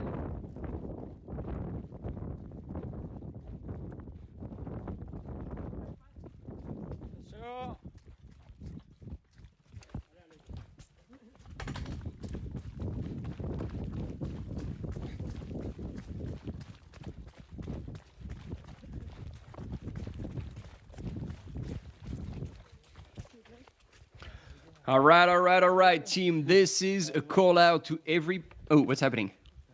Going through the gate. Achtung. Spanish runner coming in hot. Yes, okay. There is something important here. Anybody who's out there on the course or who has direct information, we need to know, because I am hearing in my ear that possibly, Sarah Humboldt would still be out on the course, and even more so running in second position. But her chip wouldn't be registering as she's going through those aid stations. So I'm calling out to Team Humble right now. Jenny, let me know if you hear from Sarah's crew that she is indeed still in the race, and if she is still moving as well as she was earlier, and she's still standing in second position, because we were all kind of concerned and a bit worried about what was happening to her because we couldn't see her name clock through the aid stations and she was dropping down in the rankings. But if she is truly in second position, that would be a massive change in the rankings and reshuffling hard the cards for the final ranking in this 111 kilometers. Although this is to be taken with a pinch of salt because we are not sure about that information, but this is something that somehow has been communicated to some of our cam runners or some of our team on the field, but it needs to be confirmed. So please, if you out there, or Team Humble, if you have any fresh news from Sarah, we all ears. Let us know in the chat, because that would be quite a change. That would be quite a new plot twist in the women's 111K race.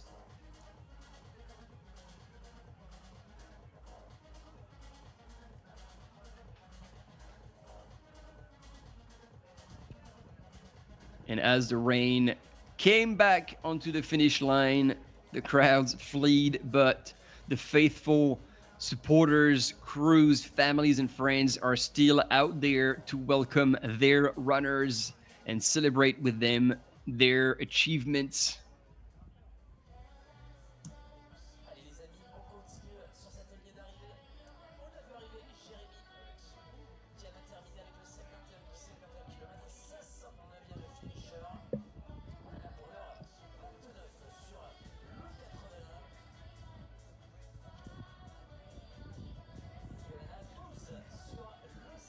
So still waiting for anybody in the chat to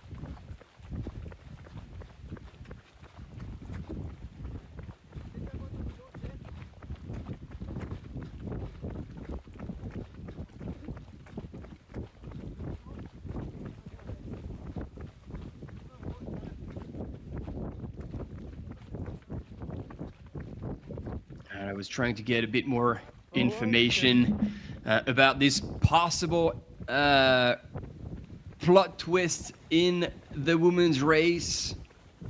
So far, no news. That might be fake news.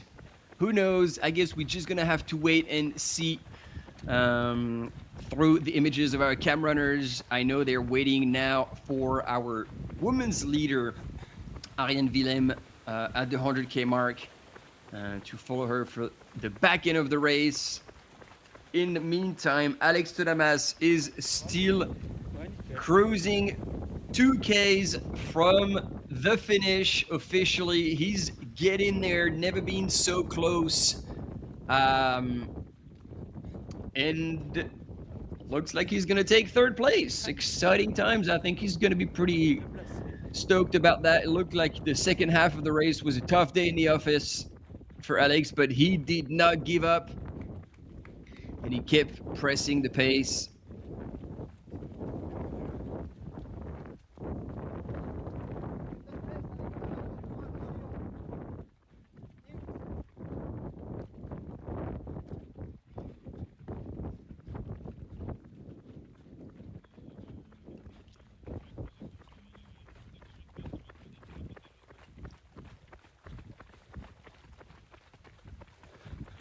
Alex, il est juste derrière, j'ai des infos, je te les donne. S'accroche. All right, 2Ks from the finish, but we just heard the cam runner communicating to Alex is like, hey, he is just behind. So, you know, the race scenario that I wished, at least personally, which is a bit mean on my end for Alex, but that I was hoping for a massive comeback from Bruno, from Portugal, Bruno Gonçalves. It looks like Bruno is actually creeping up, and with 2Ks to the finish, I don't know how far back he is, but if Bruno catches a glimpse of Alex, he's gonna give everything he's got to try and close that gap. He would have closed 16 minutes, over 10K. Massive, massive comeback.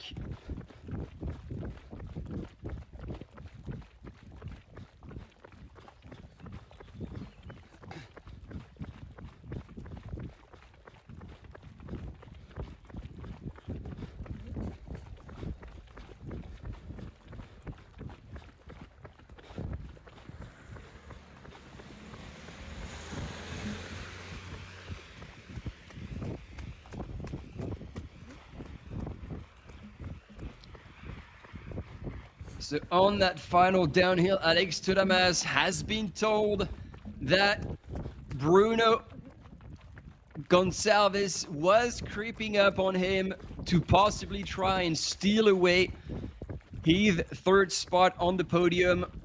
So he is now picking up the pace, giving everything he's got to try and save that third position. We don't see him looking back just yet, or he is looking back.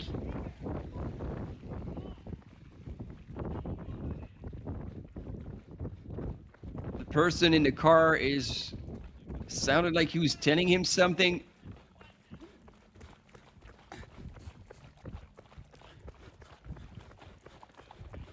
I don't know, maybe if our camera runner can film just behind just to see if Bruno is closing the gap or not. I said behind, not sideways. Maybe Portugal is going to come back in the chat to support Bruno.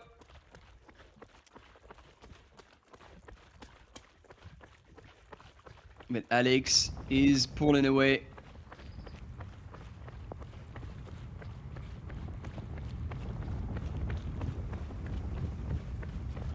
And we have a cam mountain biker going loose on that downhill, possibly to catch up with Bruno, so we can have both these gentlemen in a split screen to see them go through the last, what seems to be 1,500 meters of that race. Imagine that, a sprint finish that takes place in the last kilometer after 111 kilometers. That would be brutal. Now he's getting close to crossing that road, that main road manned by the police. Allez, c'est bon, c'est fait. Tu lâches pas et ça va le faire. Allez, Alex.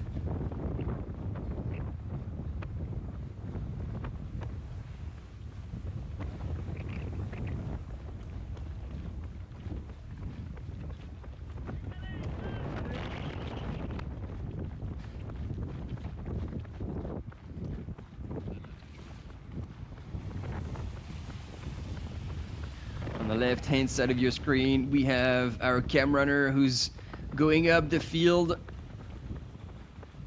trying to catch up with Bruno to gauge the gap. between the two runners.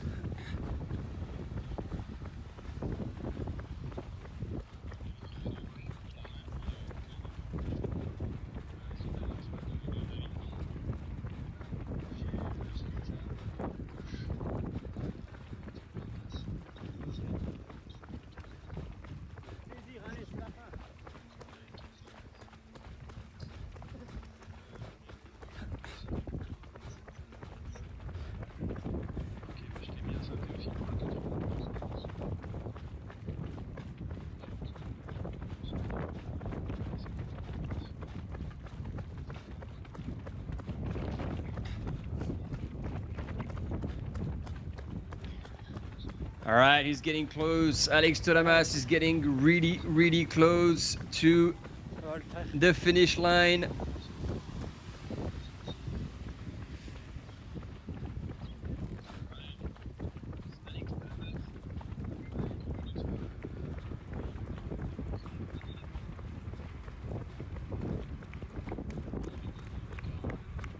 All right, he's looking back, possibly one last time. No one is in sight. I think this is gonna be enough. And here at the pace, I believe here, yeah, we have Bruno. I think, was it him? Yeah, that was him. Bruno coming back like a demon. He would have closed something around 14 minutes onto Alex. But that would not have been enough. He's gonna finish less than a minute back. Alex Toramas would have holding on, to the third place in this 111 Ks of the Swiss Canyon Trail, the 30th edition of this beautiful race, part of the World Trail Major Series. And after finishing second in 2024, Alex Toramas from Spain is on his way to scoring a third place at the 2025 edition, the 30th anniversary of the Swiss Canyon Trail. Let's bring him home.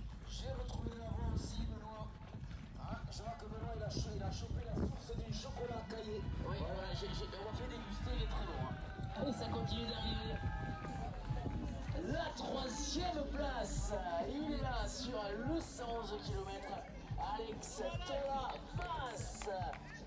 Qui termine Alex. Troisième place en sort. And there he is, ladies and gentlemen, from Portugal, finishing like an absolute weapon. Bruno Gonçalves is going to finish indeed within a minute of Alex Toramas. What a finish this man has pulled off. He was truly breathing down his neck. Let's see the splits now. Ah, yeah. 35 seconds back.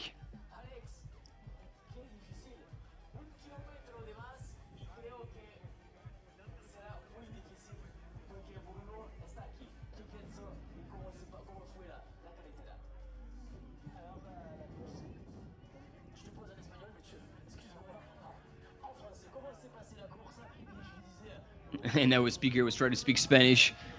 Very poor Spanish to Alex, and I was like, bro, I speak French, you can go ahead in French.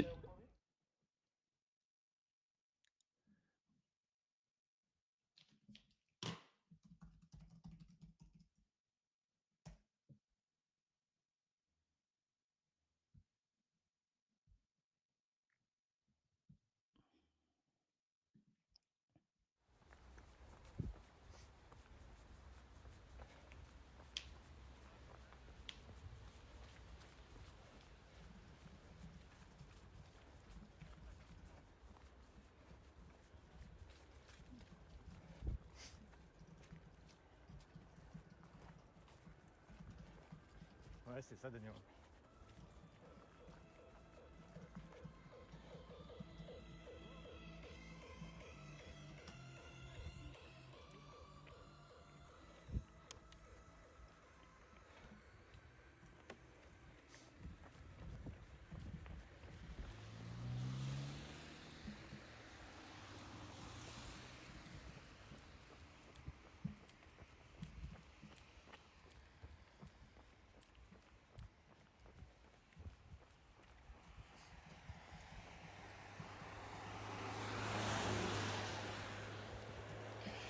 Here you go, team. We are with our Swiss runner leading the women's race in the 111 kilometer, Ariane Willem, who has gone now at the bottom of the bas du chapeau de Napoléon, as they said, 100K mark, and on her way to La Roche. There's still quite a ways to go. Non, je suis tout seul, Brio. Pourquoi, qu'est-ce que tu fallais? Pardon? Non, je parle là. And our studio are talking to our camera runner to try and find out indeed if Sarah Humble is still running in second place and her bib number is not registering as she goes across the timing mats 8 station after 8 station, and therefore why she's not appearing in the results anymore, or at least appearing as dropping down the rankings. And here, Marie-Hélène Schlosser, who would be third place, perhaps in 81K. Yes, indeed, that is her from France. She's on her way to the finish as we're trying to gauge what is the true ranking in the 111Ks in the women's race. Ariane Willem is in the lead, no doubt about it. And I don't think anyone's going to come and claim that win but our Swiss runner. However, what is happening with Sarah Humble? Is she still racing? Is she still in second position? But we just don't have eyes on her, and her bib is not registering when she's going through the 8 station. Massive question mark. Once again, if you're out there and you have proof of that, let us know. If not, I guess our camera runner will find out eventually.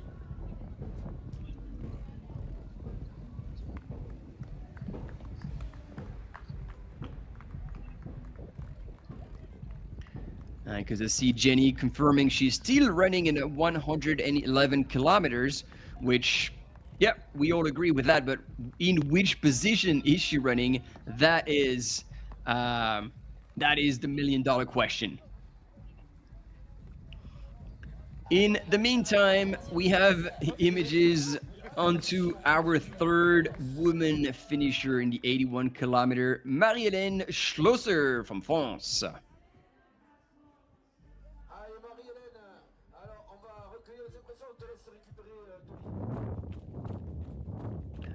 And now we have eyes on our female leader in the 111 kilometer.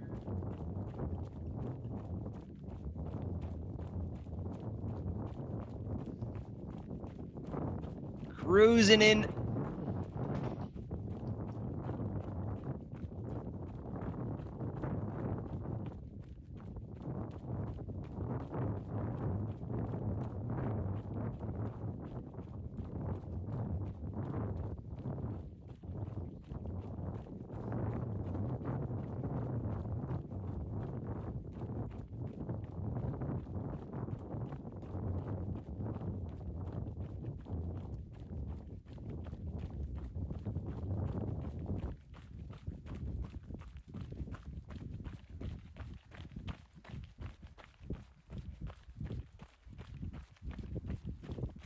Il y a la deuxième du 166 si vous avez la moitié.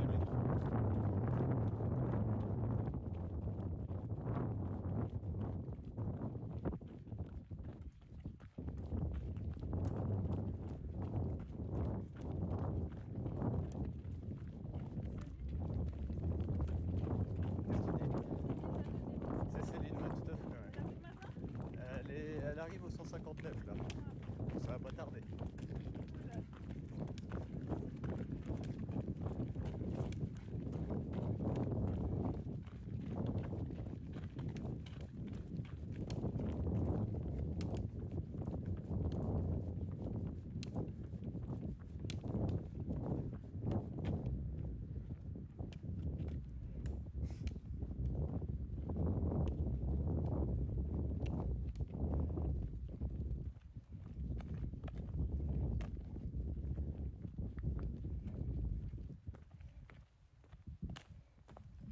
All right, as I'm chewing away because There are aid stations as well for us.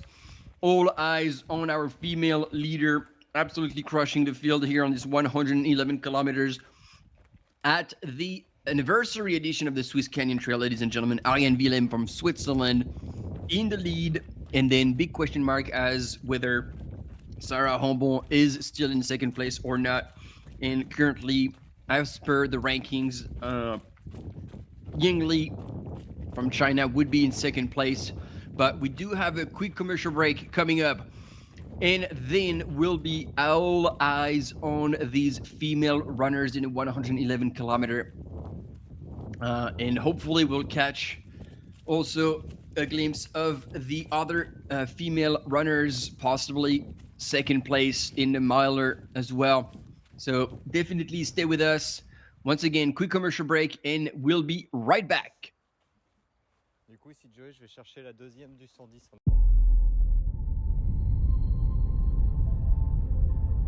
The TDG, I win 4 times, the best Italian time, 66 hours. I am Franco Collet, an Italian long-distance mountain trail running athlete. I am part of Kailas team.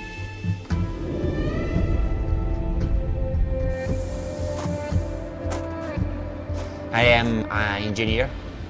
It's not so easy to combine work and running. I knew the TDG because he passed in front of my home. My sister registered me. I finished in 5th position, the best Italian time. The TDG is my game. I win 4 times. In 2023, I break my records.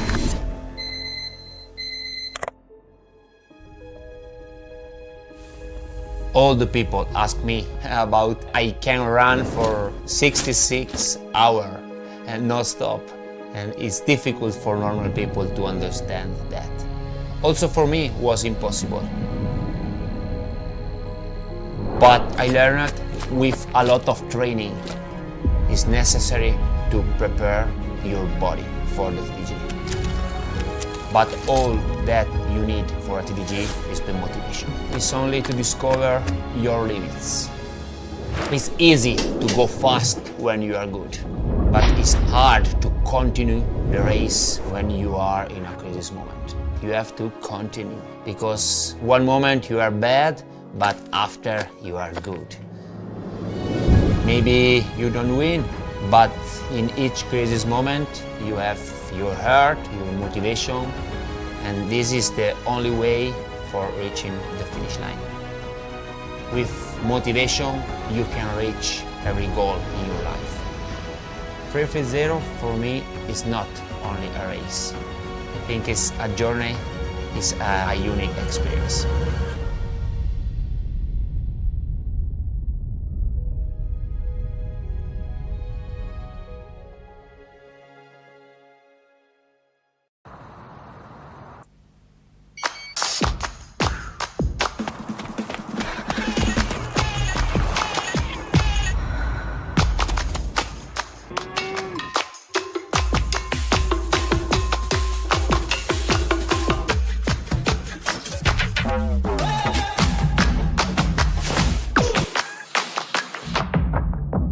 Une équipe, un fromage. Le gruyère AOP, le goût des Suisses depuis 1000. Goodbye calories. Hello vitamine. Focus Water, l'eau vitaminée suisse.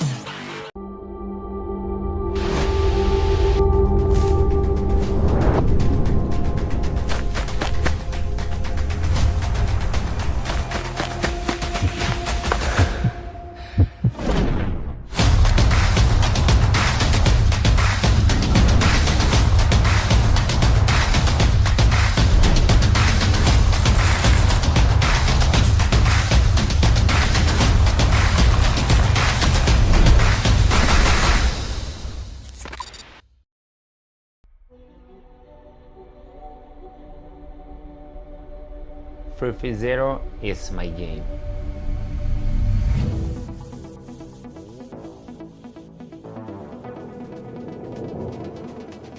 During the 330 route, there are a lot of long uphill and long downhill.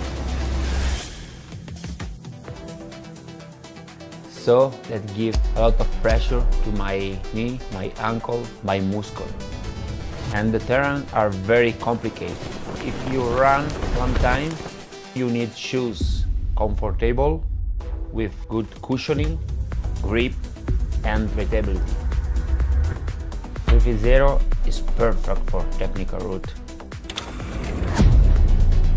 In your uphill, the good grip save energy, and when you go down, give you good support, a good security. For me, 350 is not only a race, but it's a journey, opportunity to pass your limits and you reach your goal again.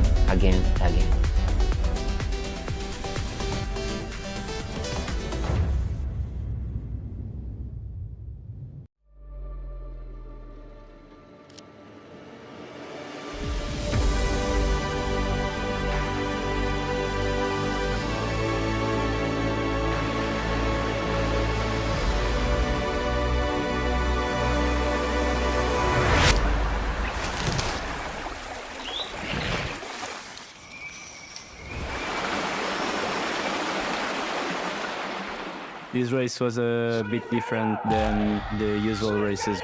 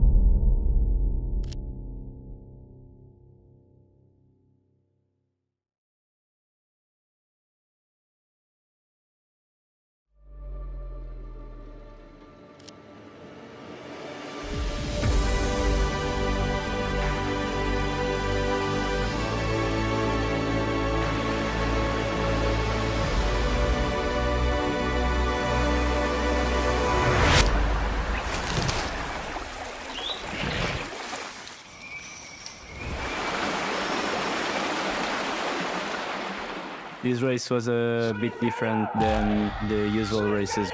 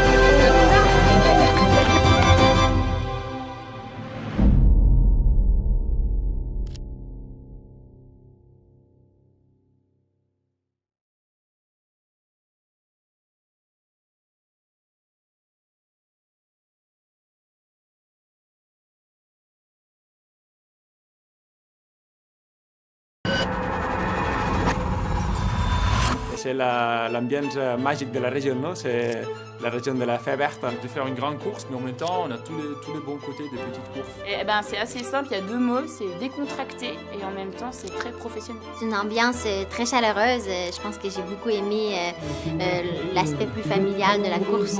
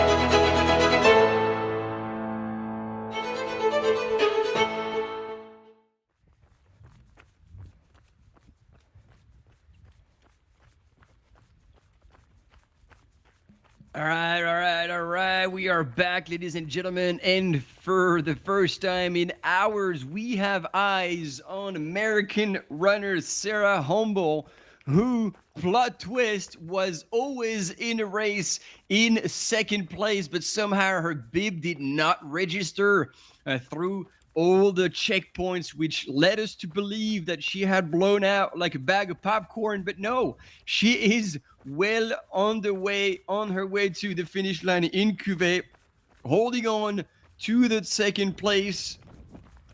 Look at her go. Man, if she could hear us, she would be stoked to realize that, you know, we had the highs and lows thinking about her. And Jenny, yes, finally, we're back in the game.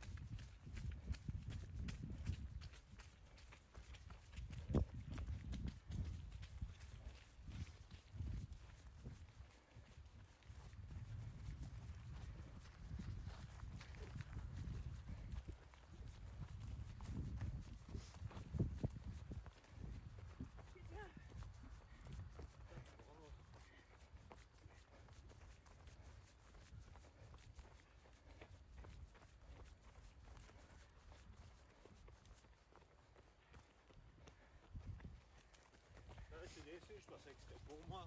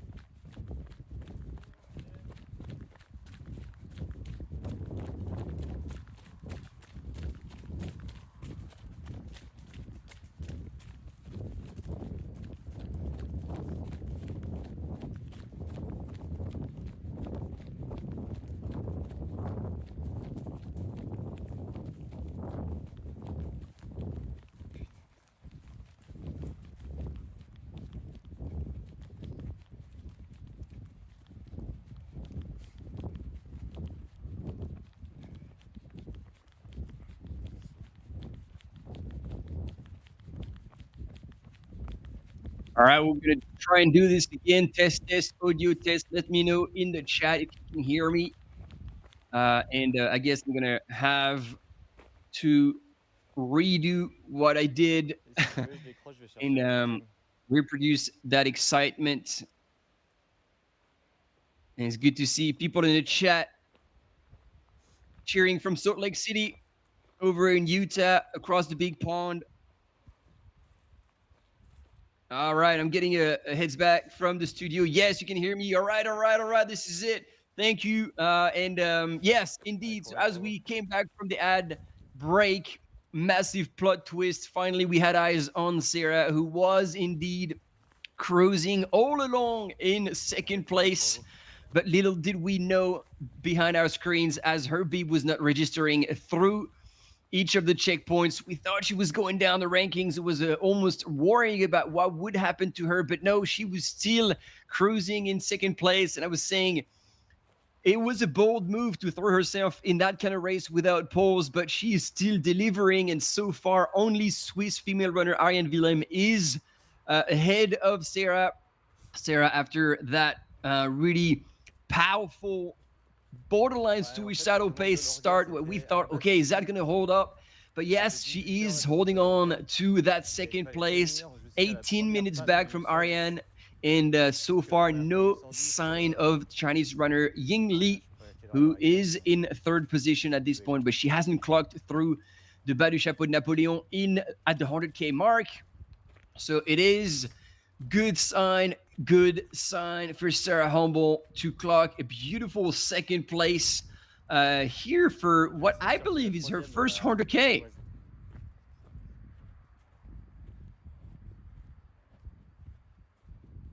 And so our cam runner is now moving back up the field, I'm guessing, to try and pick up third place, but he's going to have a wee ways to go because, like I said, Ying Li is quite a ways back, as she hasn't clocked through the 100K mark yet. And Sarah did quite a while ago now, 22 minutes ago precisely.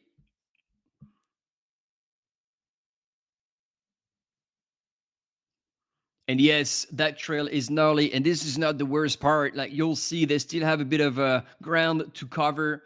And some of the descent, especially earlier this morning when it was pissing down with rain, it was slippery. We had falls. Actually, Sarah that we had a bleeding elbow, so she would have hit the deck, but it didn't look like it was any issue for her, and she just kept going. A bit of a cut probably. And yep, we are going back up the course, so there's no runner inside, but this is still a good preview or post view of the trail after they have gone through. So I'm guessing we would have eyes on our first female Ariane Willem, because she would be getting close to La Roche now. And in La Roche, there's still going to be 20 plus 25 minutes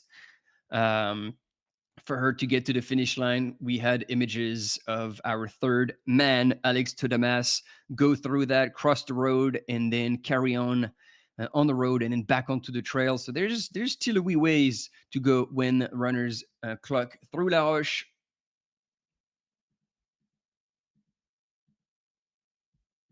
And let's take a look, because they were quite far back in the women's field.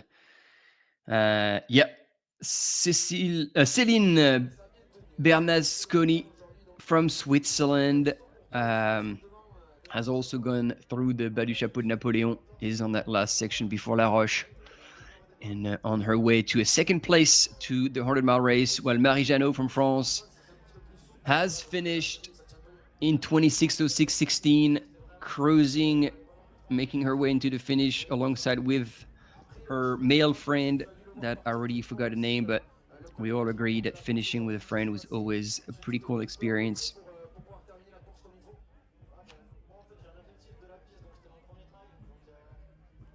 And we're back on the finish line with a few interviews of, I guess, the runners coming through now.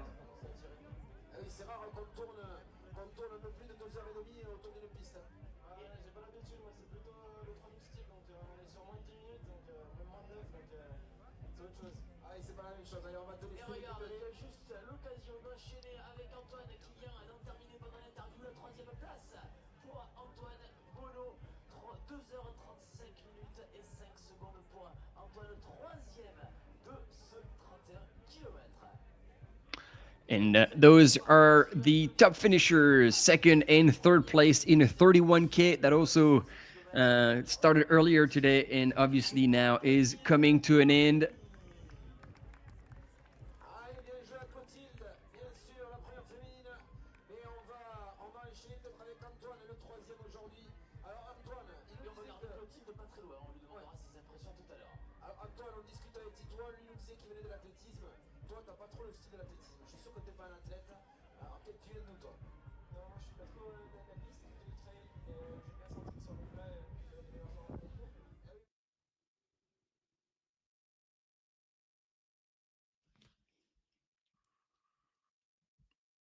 So we're listening to the finish line interviews of the runners in the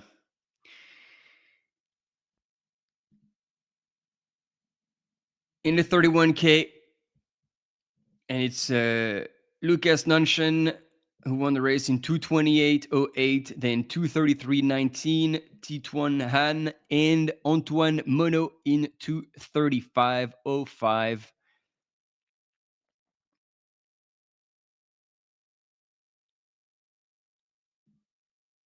His younger runners who've competed in the 31Ks again came across the line, and now we're still waiting. So just to show a little bit of a Portuguese flags back into the chat. First place Portugal, 4th place Portugal, 5th place Portugal, 6th place Portugal. That was a total Portuguese takeover here on this 30th edition of Swiss Canyon Trail.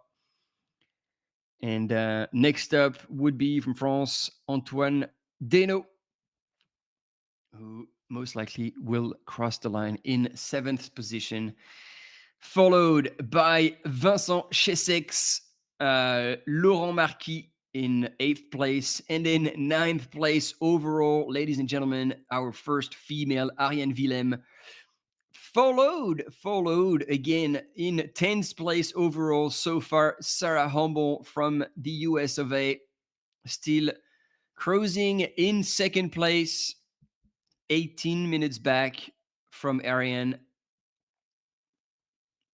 So still a lot, I mean, not a lot, but still some ground to cover, and some excitement to be had. So I'm guessing our cam runners are now moving back towards the trail to try and catch. And first and second woman in the 111Ks.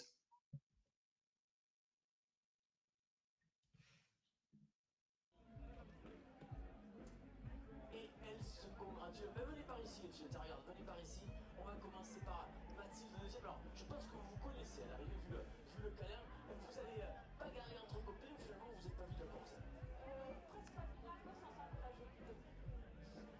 Donc, comment ça s'est passé? Raconte-moi un petit peu. Tu t'es régalé, tu sais tes lures à la boue, comment ça s'est passé? J'aime bien la boue, moi.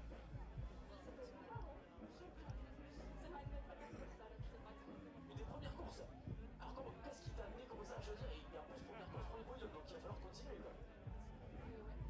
C'était là. Eh bien, écoute, un chapeau un peu au tête. Alors, pas mal en course à pied, il va falloir progresser un petit peu au micro parce que si tu continues, tu vas avoir plein d'interviews à faire. Coralie, tu me disais que tu la connaissais. Je pense que tu la voyais à la fin. C'était quoi l'objectif? C'était de la rattraper? C'était ma dernière des masses. Surtout, là où ça va être difficile, changer la vie familiale, la course, ça fait trop plaisir de pouvoir courir ici. En plus, on a eu la chance de la pluie, que du bonheur. Que du bonheur, non pas encore difficile. Tu as pu faire de la boue, c'est quelque chose que tu aimes aussi ou c'était plus une difficulté? J'ai trouvé plus facile de glisser dans la boue que de prendre des racines, donc en fin de compte, la descente s'est bien allée. Eh bien, bravo à toutes les deux, on vous retrouve sur le podium, c'est tout à l'heure. Bravo Mathilde, bravo Coralie, deuxième et troisième. Allez, les finishers en pagaille, on a vu arriver pas mal de monde. On a vu arriver le 52e, c'est Peter Breck sur le 80 km. On va voir également Kevin Huguin, finisher du 80. On a deux finishers du 51 également avec So as we have more runners coming across the line from all distances, 100K, 111Ks, 81Ks, 51K, 31K, and the sun is back upon the city of Cuvée, Switzerland, after being quite moody and shy this morning. If you were with us, we were running through pretty thick clouds and there was close to no visibility. But it's good that as the day unfolded, the sun is back and it allows more runners, spectators, friends, and family to hang out and stick around the finish line. Because indeed, it is a beautiful location for this anniversary edition, 30th edition of the Swiss Canyon Trail. And again, just a bit of a recap on the results in the 111K that we followed throughout the day. Coming from Portugal and scoring a repeat of his win, Miguel Arseno took it out in 10 hours, 45 and 12 seconds. Duo G from China managed to come back ahead of Alex Todamas and finish in 11:09:57. Alex Todamas, was pretty close, like another couple of Ks, and he might have lost the third place, but he gauged it well and finished in 11:49:51, so 40 minutes back from second place. While Bruno Gonçalves from Portugal finished, I'm doing the math, 30 seconds back from Alex Todamas, only 30 seconds after closing 15 and a half minutes in the last 10 kilometers, 11 kilometers. So that was a massive finish for Bruno Gonçalves. And then in fifth place, Paulo Cesar Fernandez Diaz. And in sixth place, Nelson Santos. And so far, only 6 runners in the men's category have finished the 111Ks. As I was saying, the next ones across the line will be from France, Antoine Nedeno, followed by Vincent Chesset, and then Laurent Marquis, and then we'll be onto the women's race. Ariane Willem from Switzerland, currently sitting in 9th place overall, and Sarah Humble from the US in 10th place overall will be second woman across the line so far, because there is indeed quite a bit of ground to cover, and you know, anything can happen. Nothing is done until it's done. And then third woman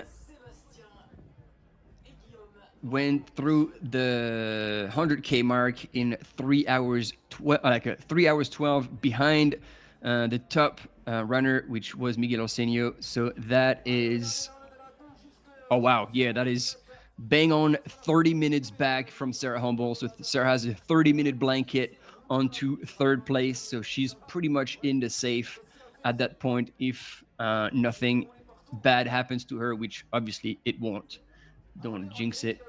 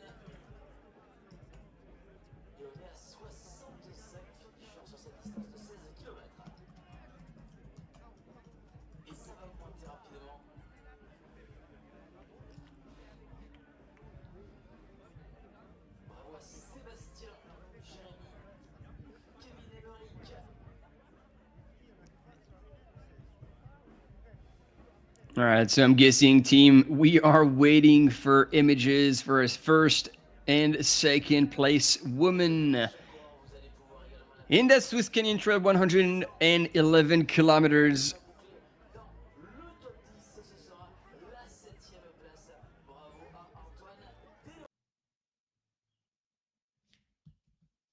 Because because that's who we're waiting for. That is indeed who we are waiting for after following the 100-mile race yesterday, the start of the 100-mile race, and then this morning, the 111 kilometers throughout the day. We witnessed the finishes of our top males in the miler, as well as our winner in the 100-mile.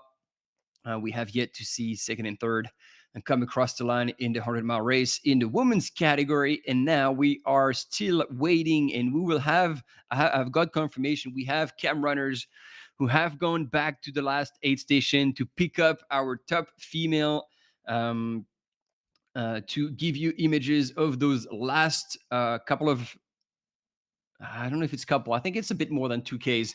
But Ariane Willem right now in the lead, and Sarah Humble in second place, 18 minutes back, and then 30 minutes back is Ying Li from China. At this point, these are the top 3 women through the Bas du Chapeau de Napoléon, the 100K mark.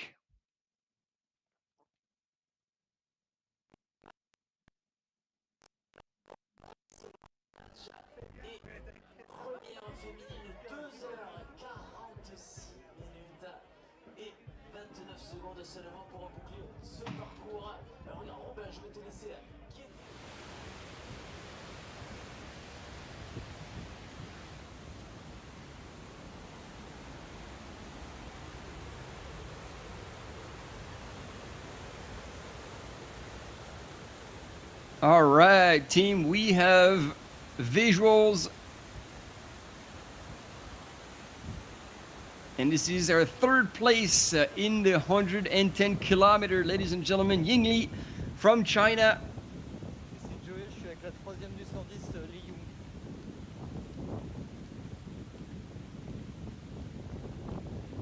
And apparently, from what we hear, she is past the Chapeau de Napoléon.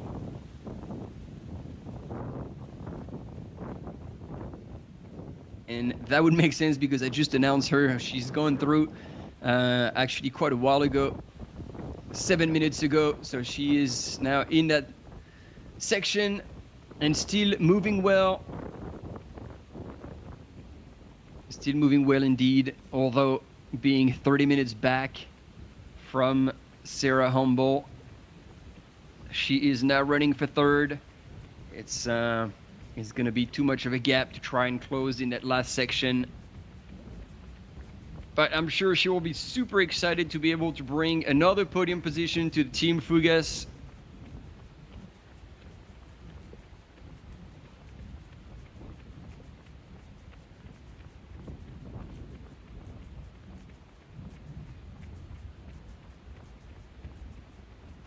I think I compressed Kailas and Fuga. My apologies. Team Fuga or Team Kailas or Team both. Kailas Fuga. Either way, this is one of the racing brands in our scene, and it's good to see them coming from China and taking over pretty strongly some of the European market, sponsoring a lot of runners and scoring a lot of top positions here, including Miguel Arseno for the 111 Ks, including the men's winner in the 100 miles, Sanjay Sherpa. So a lot of top position for Kailas Fuga.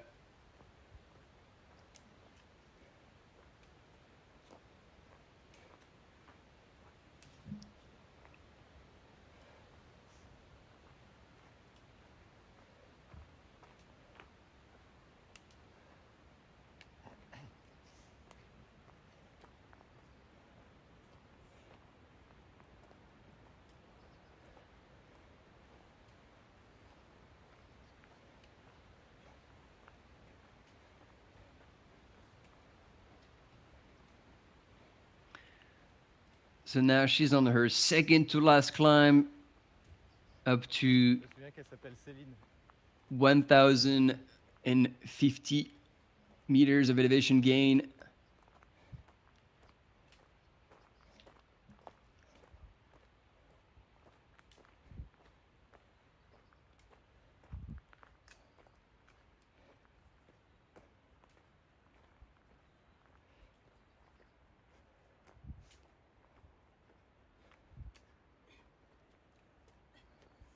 There we go. Come on, girl.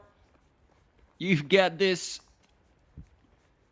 I was for a second worried that she would have given up the chase, but now she's back on.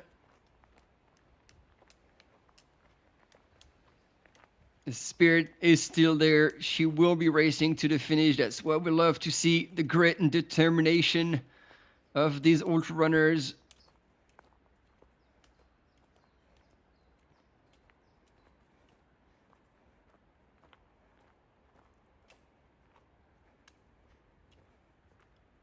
It's now all mental. Ouais, dis-moi. Ouais, je t'entends. Ouais. Non, non, je le ramène, je le ramène. Ouais. Ouais, j'ai bientôt fini. Là. Je finis mon plan et j'arrive.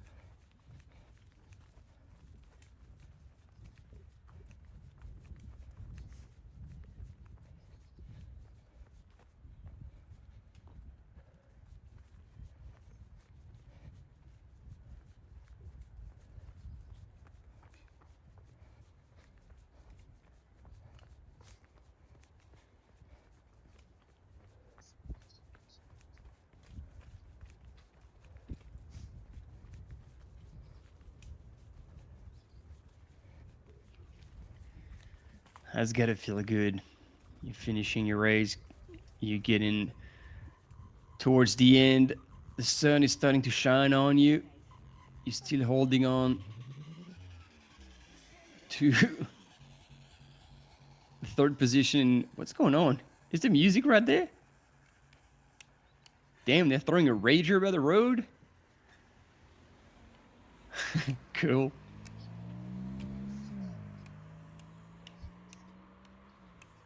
Oh, careful, there's a bus coming up.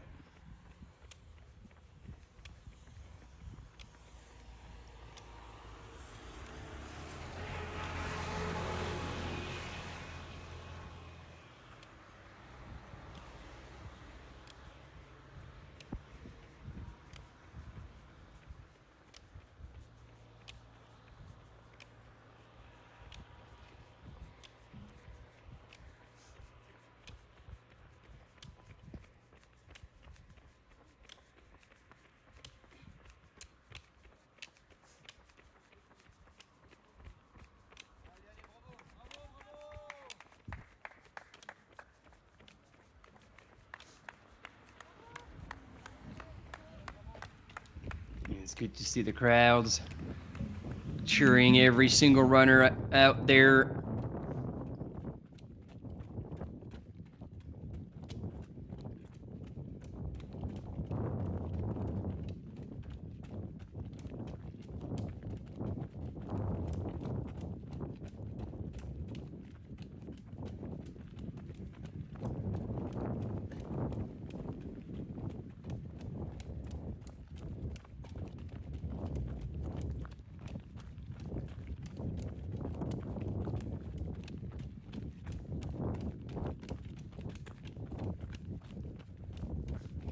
Looks like she's almost on the second win. Like, she's climbing really, really well at the minute. Not that she ever looked like she was fading, but we're getting to the back end of a long race in a climb. And yet, Yingli still moving strong, making very good use of these poles.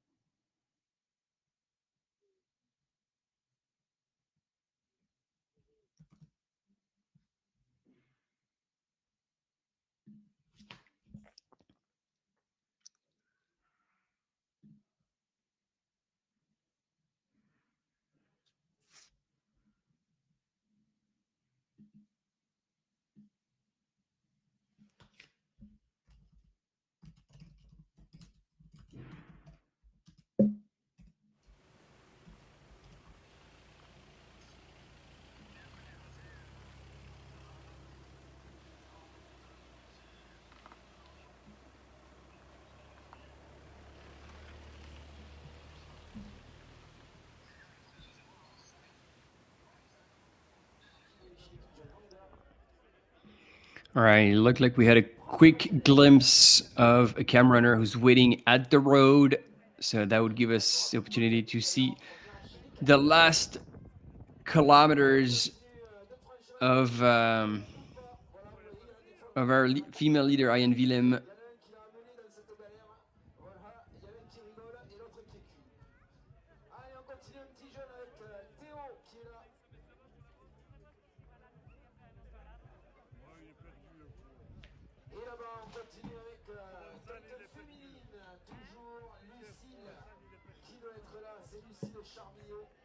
Voilà, c'est fait sur le 16K. On a eu le top 15 sur le 31 km avec Victorin 15e et Mathieu, la Belgique, 14e pour Mathieu.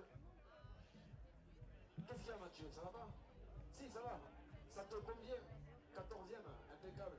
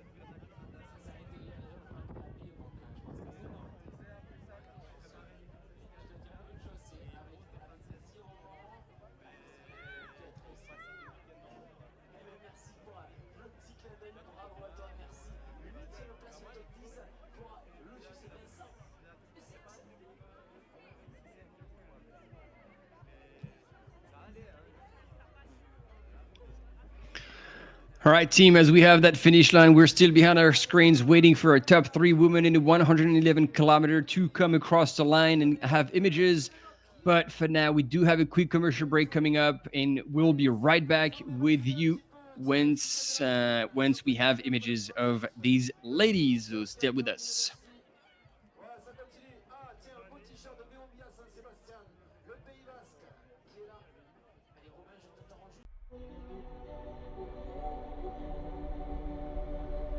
Free Zero is my game.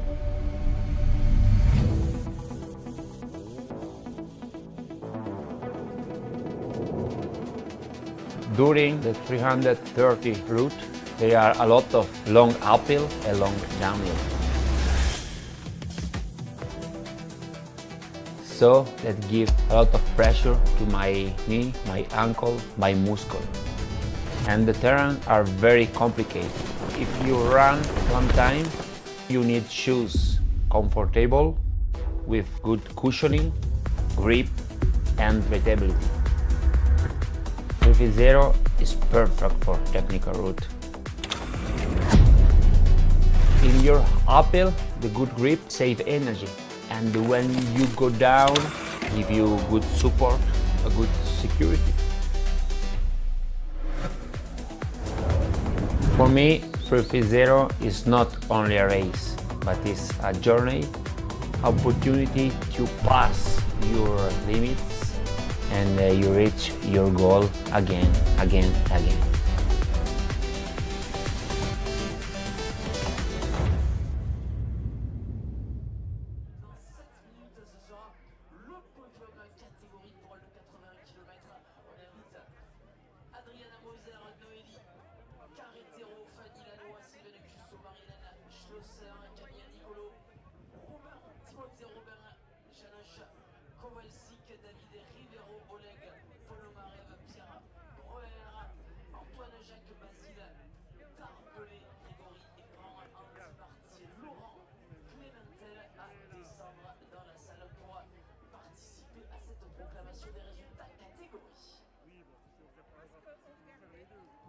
Allez, on continue bien évidemment à accueillir tous ces coureurs.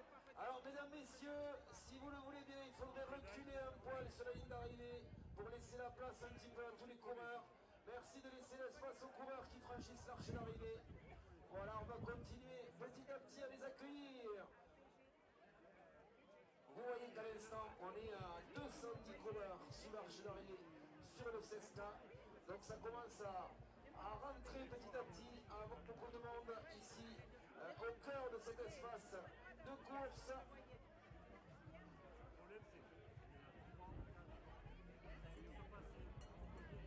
Voilà, tous les jeunes vêtus, les petits poussins sont de retour. Bravo les filles, Chloé et Julia, bien joué, elles l'ont fait.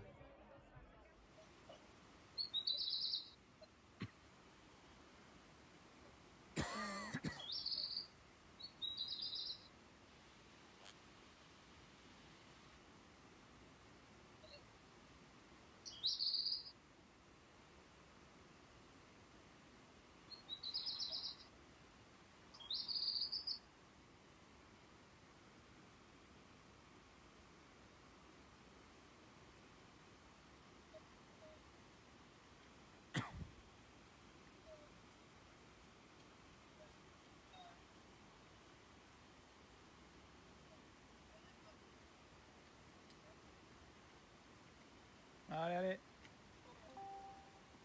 Vous recevez l'image là? Allez, pour moi, ça va partir.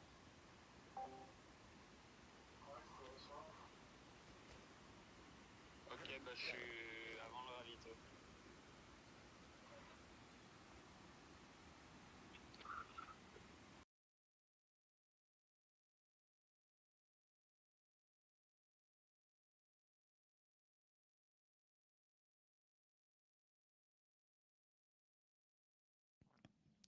All right. We've got motion, and we do have our second place on her way to finish second in the inaugural 100-mile race at the Swiss Canyon Trail. She's been moving well all day. Cécile Bernasconi, and has now made it through La Roche at 163.5 kilometer, and actually gone way past La Roche because that was 30 minutes ago. So she's now on that last stretch with 27 hours 26 minutes elapsed, and the clock is still ticking.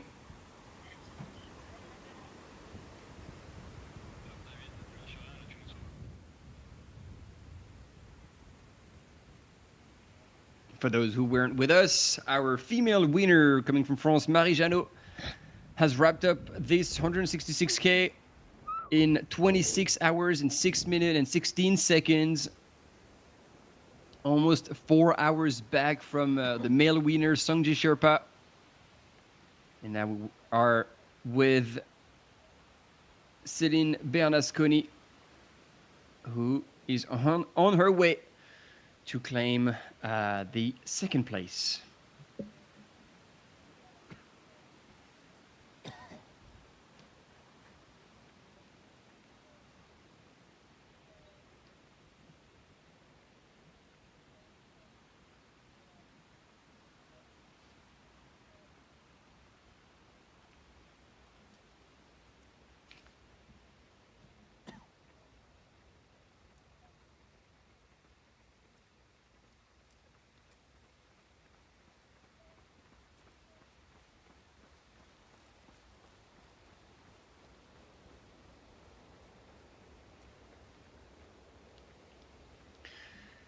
Once again, imagine that you've started your race yesterday at 2 p.m. It is almost 6 p.m. local time the next day. And during that entire time, you've been covering ground across the mountains of the Swiss Jura. Spend the entire night out there, an entire day almost today. What a journey. What a journey these runners are going through. Memories that will most likely leave a lifetime.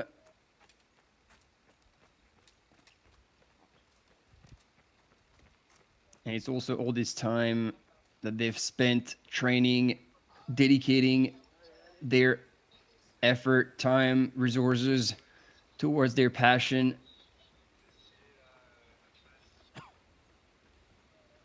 And it all comes together at this point, only a few kilometers away from the finish line. And about to claim second place.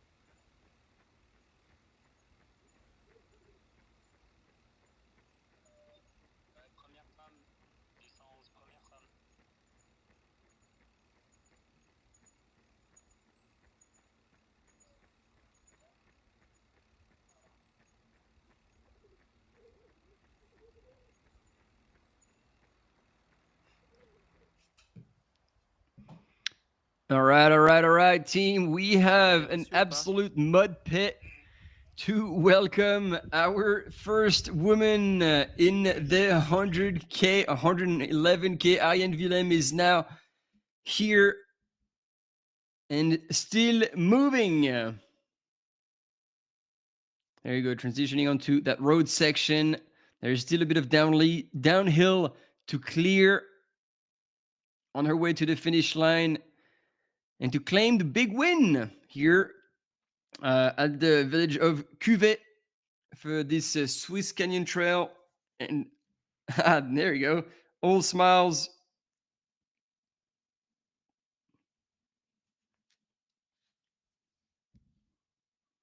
She's having a bit of a chat, but we don't have the audio. I don't know if you have it at home.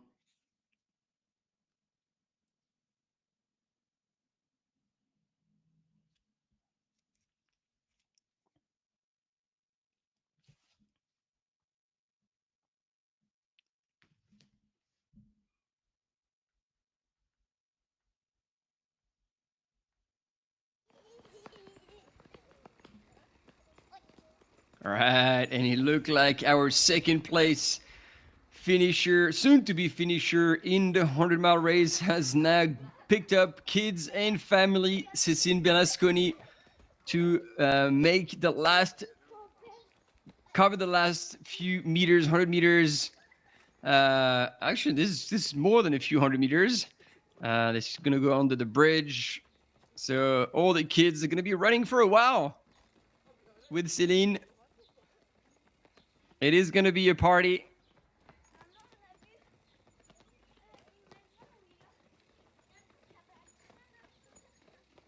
Those are fun images to watch. It's pretty cool to finish with all the kids.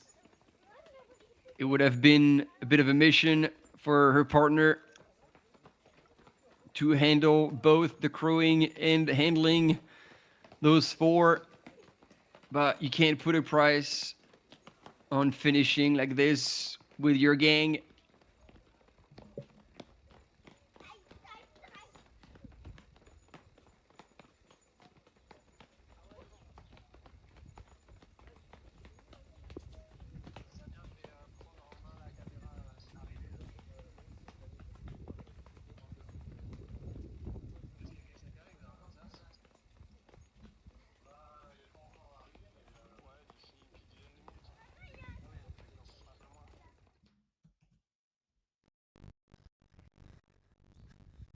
Oh, la femme, elle est là dans 20 minutes, hein, je pense, pas avant. Non, José, on a une autre. Ah, ok, excuse. Pas la tienne. Pas de soucis. Mais toi, tu la lâches pas, hein. Tu donnes tout.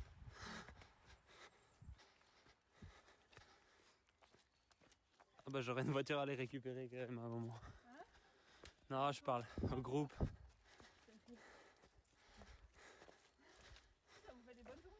Ouais, bah voilà, aujourd'hui j'ai fait 40 bornes, 45. Avec la tête homme à chaque fois. Il cavalait. On a pu gagner la course. Ouais, non, quand même pas. Peut-être le 50. Ouais. Il y a beaucoup d'hommes devant qui sont arrivés. Je sais pas, je crois qu'au scratch c'était top 15. C'est par là.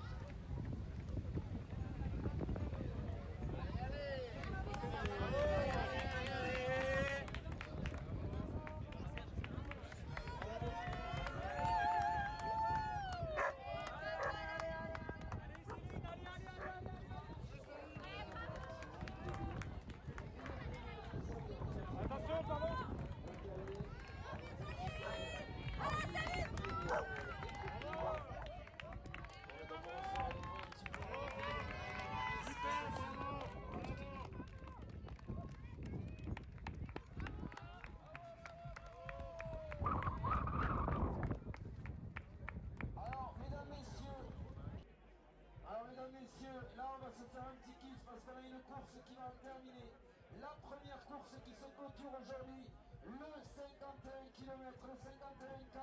Alors elle a un petit TFL qui tire, elle a un petit peu le genou, mais elle aura réussi à terminer. Mesdames et messieurs, on va faire une ovation à l'ultime finisher du 51 km. Séverine, regardez, elle a besoin de vous. Le public, s'il vous plaît, une ovation pour l'ultime finisher de ce 51K. Séverine, on peut l'applaudir. Allez, voilà, ultime finisher aujourd'hui. Séverine, tu l'as fait. Alors, le temps pour Séverine qui clôture la course aujourd'hui de ce 51K. Alors, j'ai pas le temps. Pourquoi ça remonte pas? On est à combien? Alors, on est à 5... Combien? Ah, j'ai entendu 53 heures. Non, quand même pas.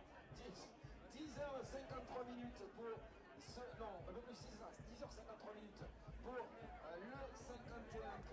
Bravo à toi, Séverine.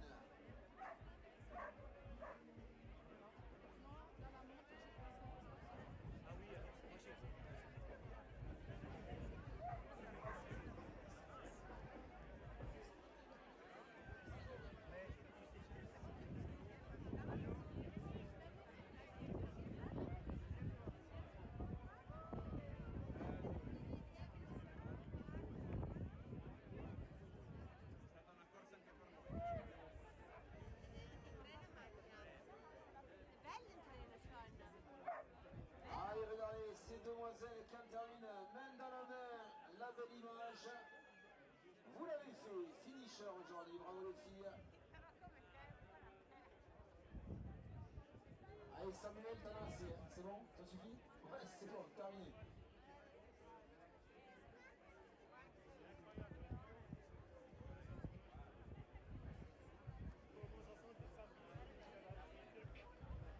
Allez, les copines Valentine et Carole qui ont terminé, bravo à vous.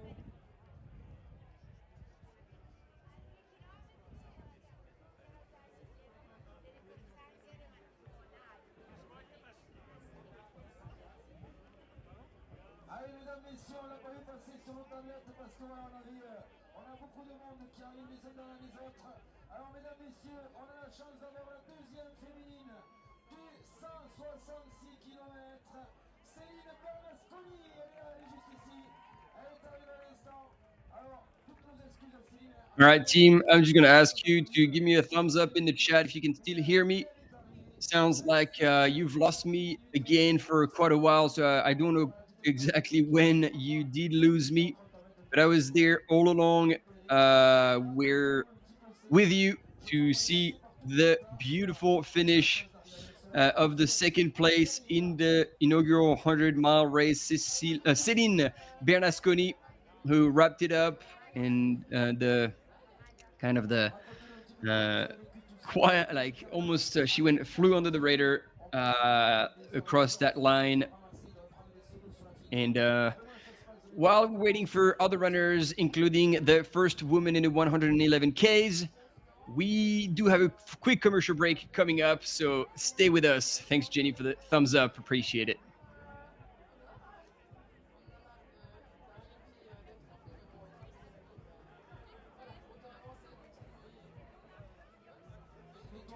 Tu es d'ici exactement dans le secteur ou ailleurs en Suisse? Donc c'est le temps habituel?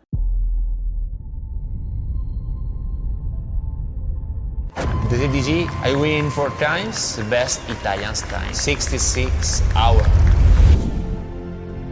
I am Franco Collet, an Italian long-distance mountain trail running athlete. I am part of Kailas team.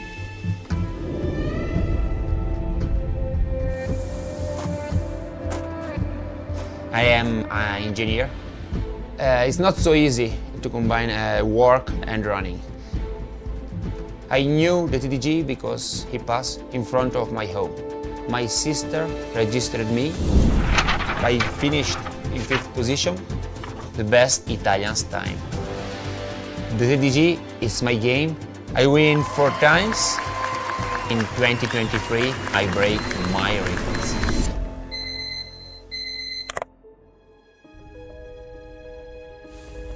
All the people ask me about I can run for 66 hours and not stop. And it's difficult for normal people to understand that. Also for me it was impossible. But I learned with a lot of training. It's necessary to prepare your body for the TDG. But all that you need for a TDG is the motivation. It's only to discover your limits. It's easy to go fast when you are good, but it's hard to continue the race when you are in a crisis moment. You have to continue, because one moment you are bad, but after you are good. Maybe you don't win, but in each crisis moment you have your heart, your motivation, and this is the only way for reaching the finish line. With motivation you can reach every goal in your life. 330 for me is not only a race. I think it's a journey, it's a unique experience.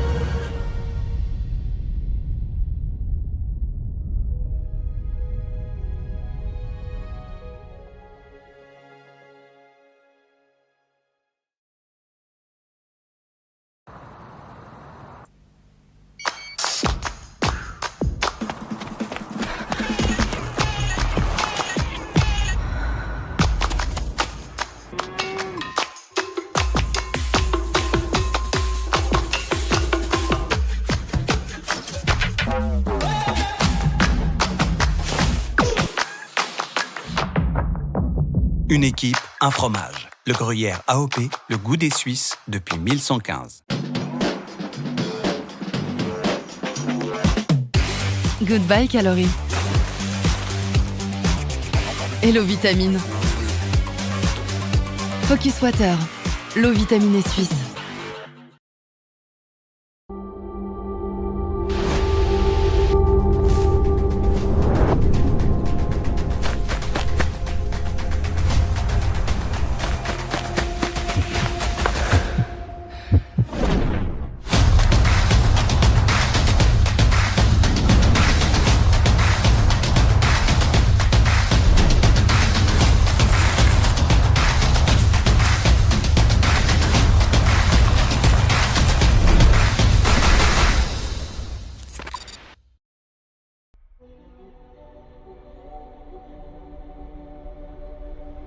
Zero is my game.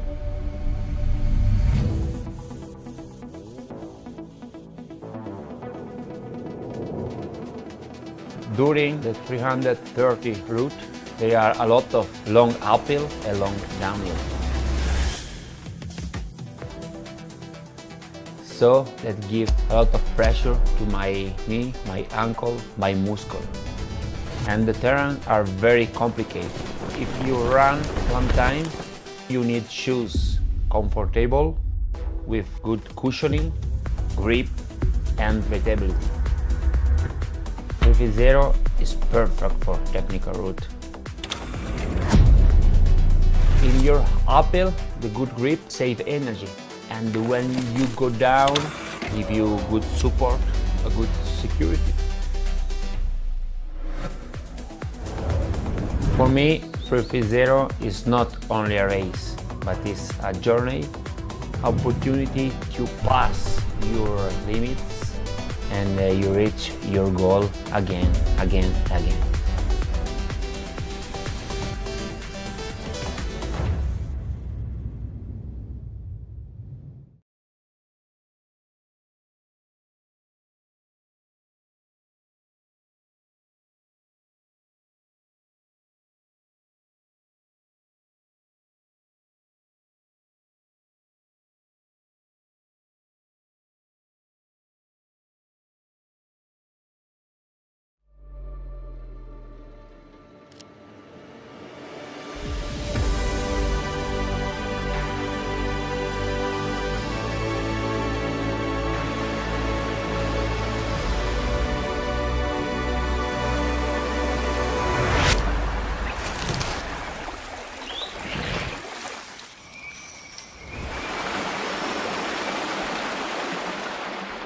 This race was a bit different than the usual races.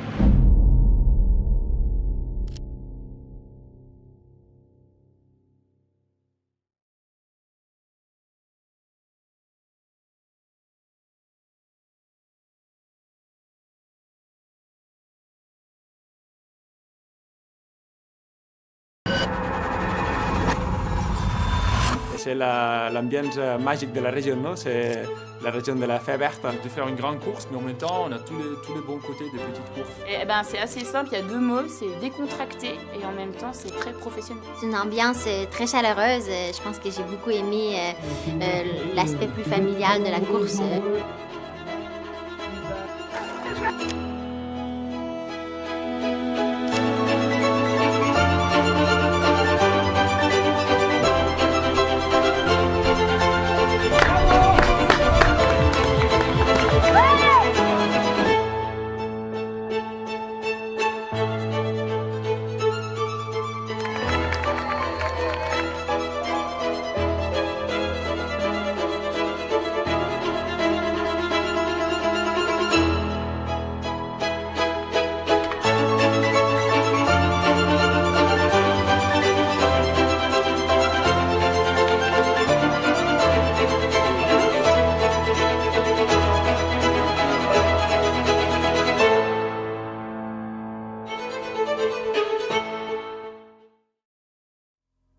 sous le nom de Trail de l'Absinthe, eh bien il a évolué pour accueillir près de 2000 L'Ultra participants. Trail du Val de Travers a lieu tout le week-end. Le Swiss Canyon Trail veut jouer dans la cour des grands.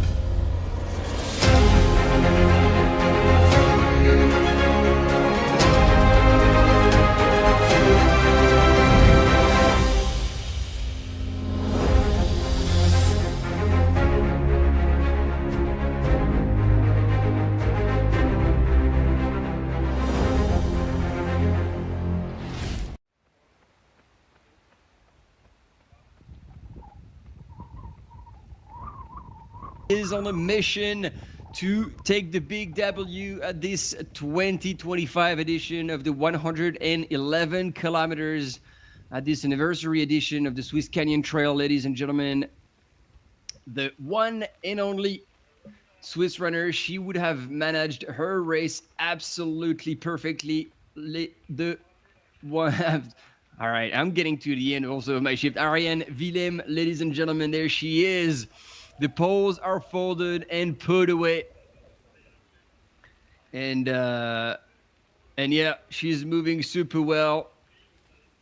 Look at a car following her. I don't know if this is friend, family, crew, team, or just curious spectators on the side of the trail. But look at her go. She's definitely cranked it up one notch. She can smell the barn. And she's taking advantage of that long downhill section to click even faster through the Ks. There is about a couple Ks before the finish line. And in the meantime, we still have no sign of second and third place going through the last 8 stations. So they are quite a wee ways away.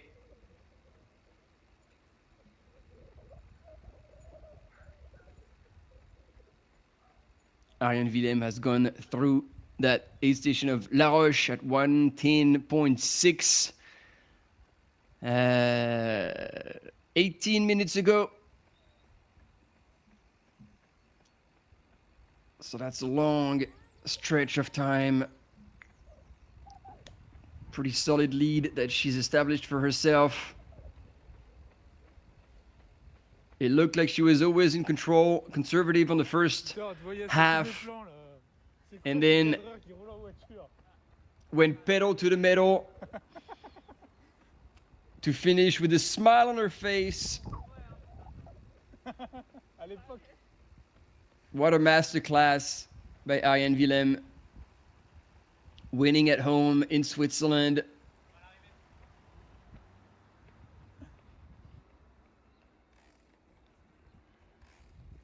And it sounded like it was another team of cam runners that were on this white car right behind Ariane. Everybody is now merging back into the finish line after a hell of a day in the office.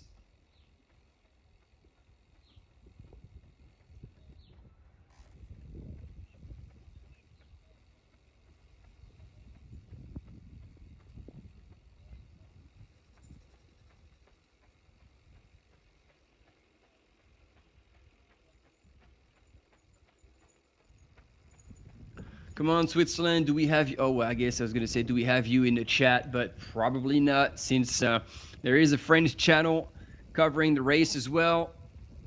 And since this part of Switzerland is French-speaking part, there's no reason why they would be following on the English channel, but instead following our co-commentators in the French channel who are actually living the experience to the fullest because their booth is located right on the finish line on the field. So they've been experiencing all sorts of weather, just like all the runners did throughout the day. Kudos to them.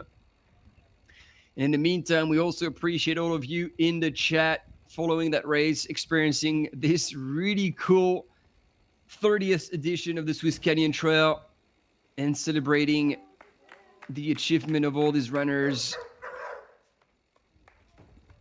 Cette fois, je peux vous dire à l'année prochaine. À l'année prochaine,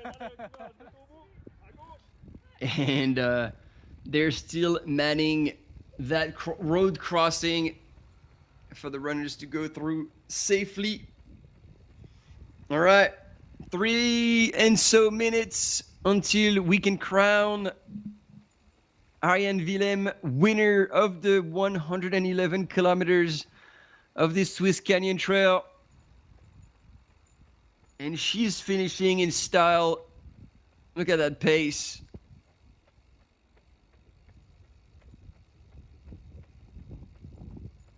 We got runners coming from all over the place. I don't know where that guy came from. Maybe he got lost or something.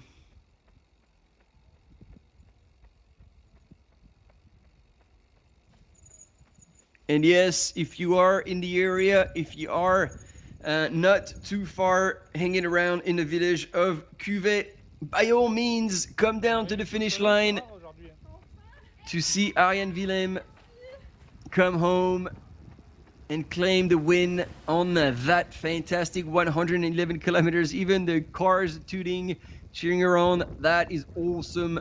And again, even the sun joined the party. What a beautiful day to be alive.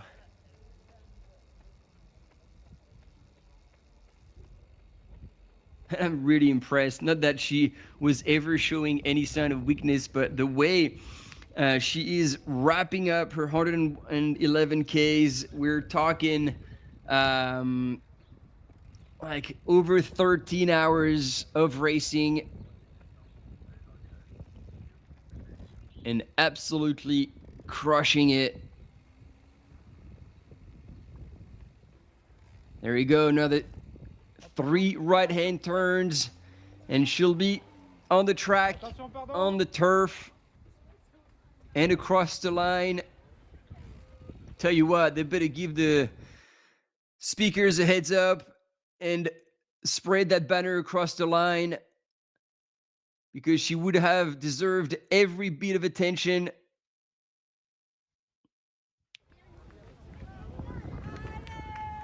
There she is. People are coming in, giving away high fives to the kids. That's what it's about.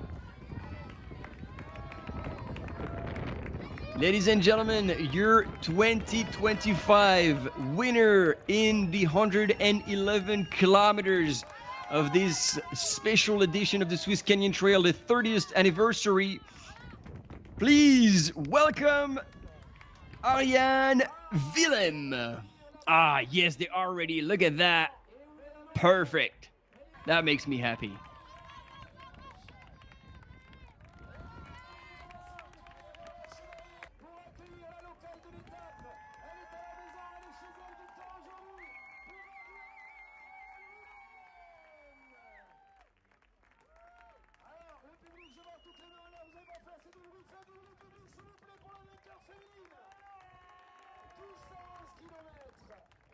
What a race. What a race for Ariane.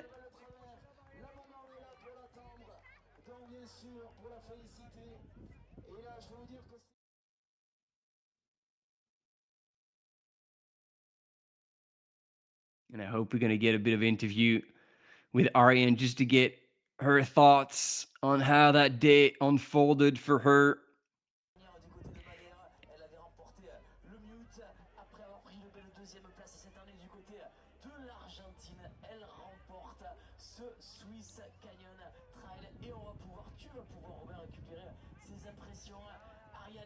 Yep, it is confirmed. There's going to be a finish line interview. Well done, gentlemen.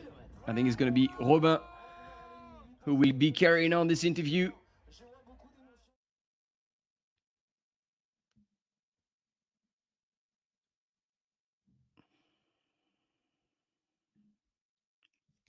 Hopefully we're going to have the audio as well. And if we do, I'll be able to give you the translation.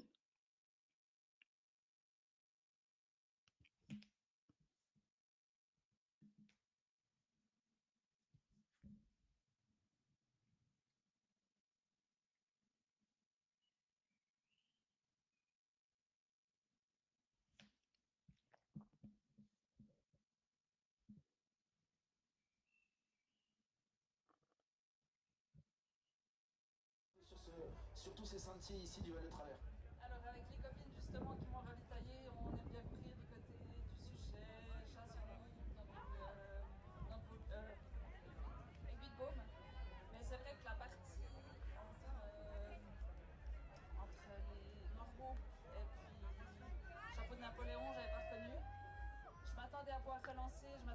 marchant debout sur l'entier.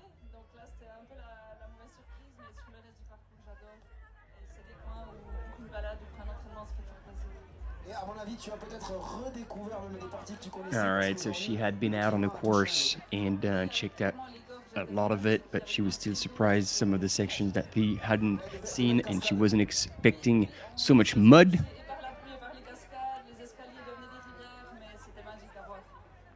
And she said, like, at least that rain, like, grew the rivers and the waterfalls, but made also everything slippery, but it was still worth it.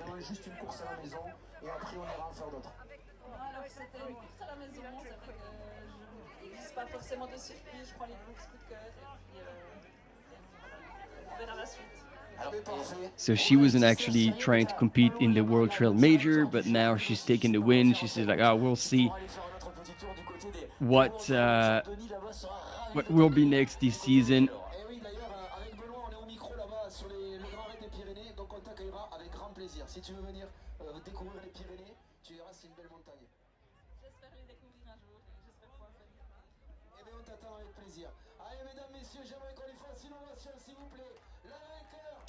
So there we go. It was just a local race at home for Ariane Willem. She did prepare that race. Still, she said she had been out on the course to rekey it, and only the few sections she hadn't were a bit of a surprise to her, especially with such weather conditions earlier this morning, with a lot of mud. So she was hoping that she would be like rolling and clicking fast through the case, but it wasn't the case. Although it was the same deal for everyone, so she still enjoyed that part. And indeed, I repeat myself, but just to wrap it up about Ariane Willem, yeah, that was a race at home, that race that obviously she prepared for, but she had nothing else in mind, no ranking in the World Trail Major at this point. But it's only early June. The season could be longer, and she could reconsider, possibly try and do another race and see if she can get close to an overall position, because the top 5 in the World Trail Major get prize money. It goes from 12,000 euros for the winner of the overall series down to 1,000 euro for the 5th place finisher, both in men's and women's categories, obviously. So yeah, maybe there's a bit of money on the line to be picked up for Ariane. So we'll see what her plans turn into for the rest of the season after she gets a chance to, step back from it and give it a bit of a thought.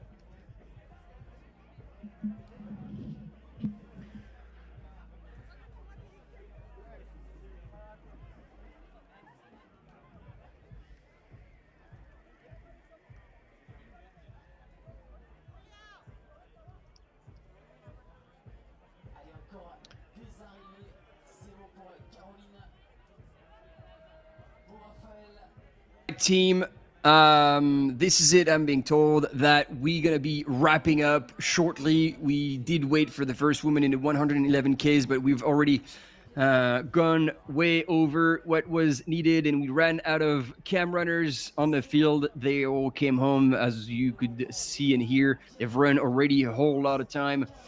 So thank you so much, everyone, for being there all day, all throughout this beautiful race. And it's a super exciting thought to know that we're finishing on the blue skies, and all these runners still out there, wish them all the best. If you want to carry on following the race, apparently the audio in the video is going to be cut, but obviously the results on myresult.com will carry on, so you can follow your runners there. Again, tuning out from the studio, thank you so much for being there again for this anniversary 30th edition of the Swiss Kenyan Trail, and we'll see you sometime soon on the World Trail Major. Thank you.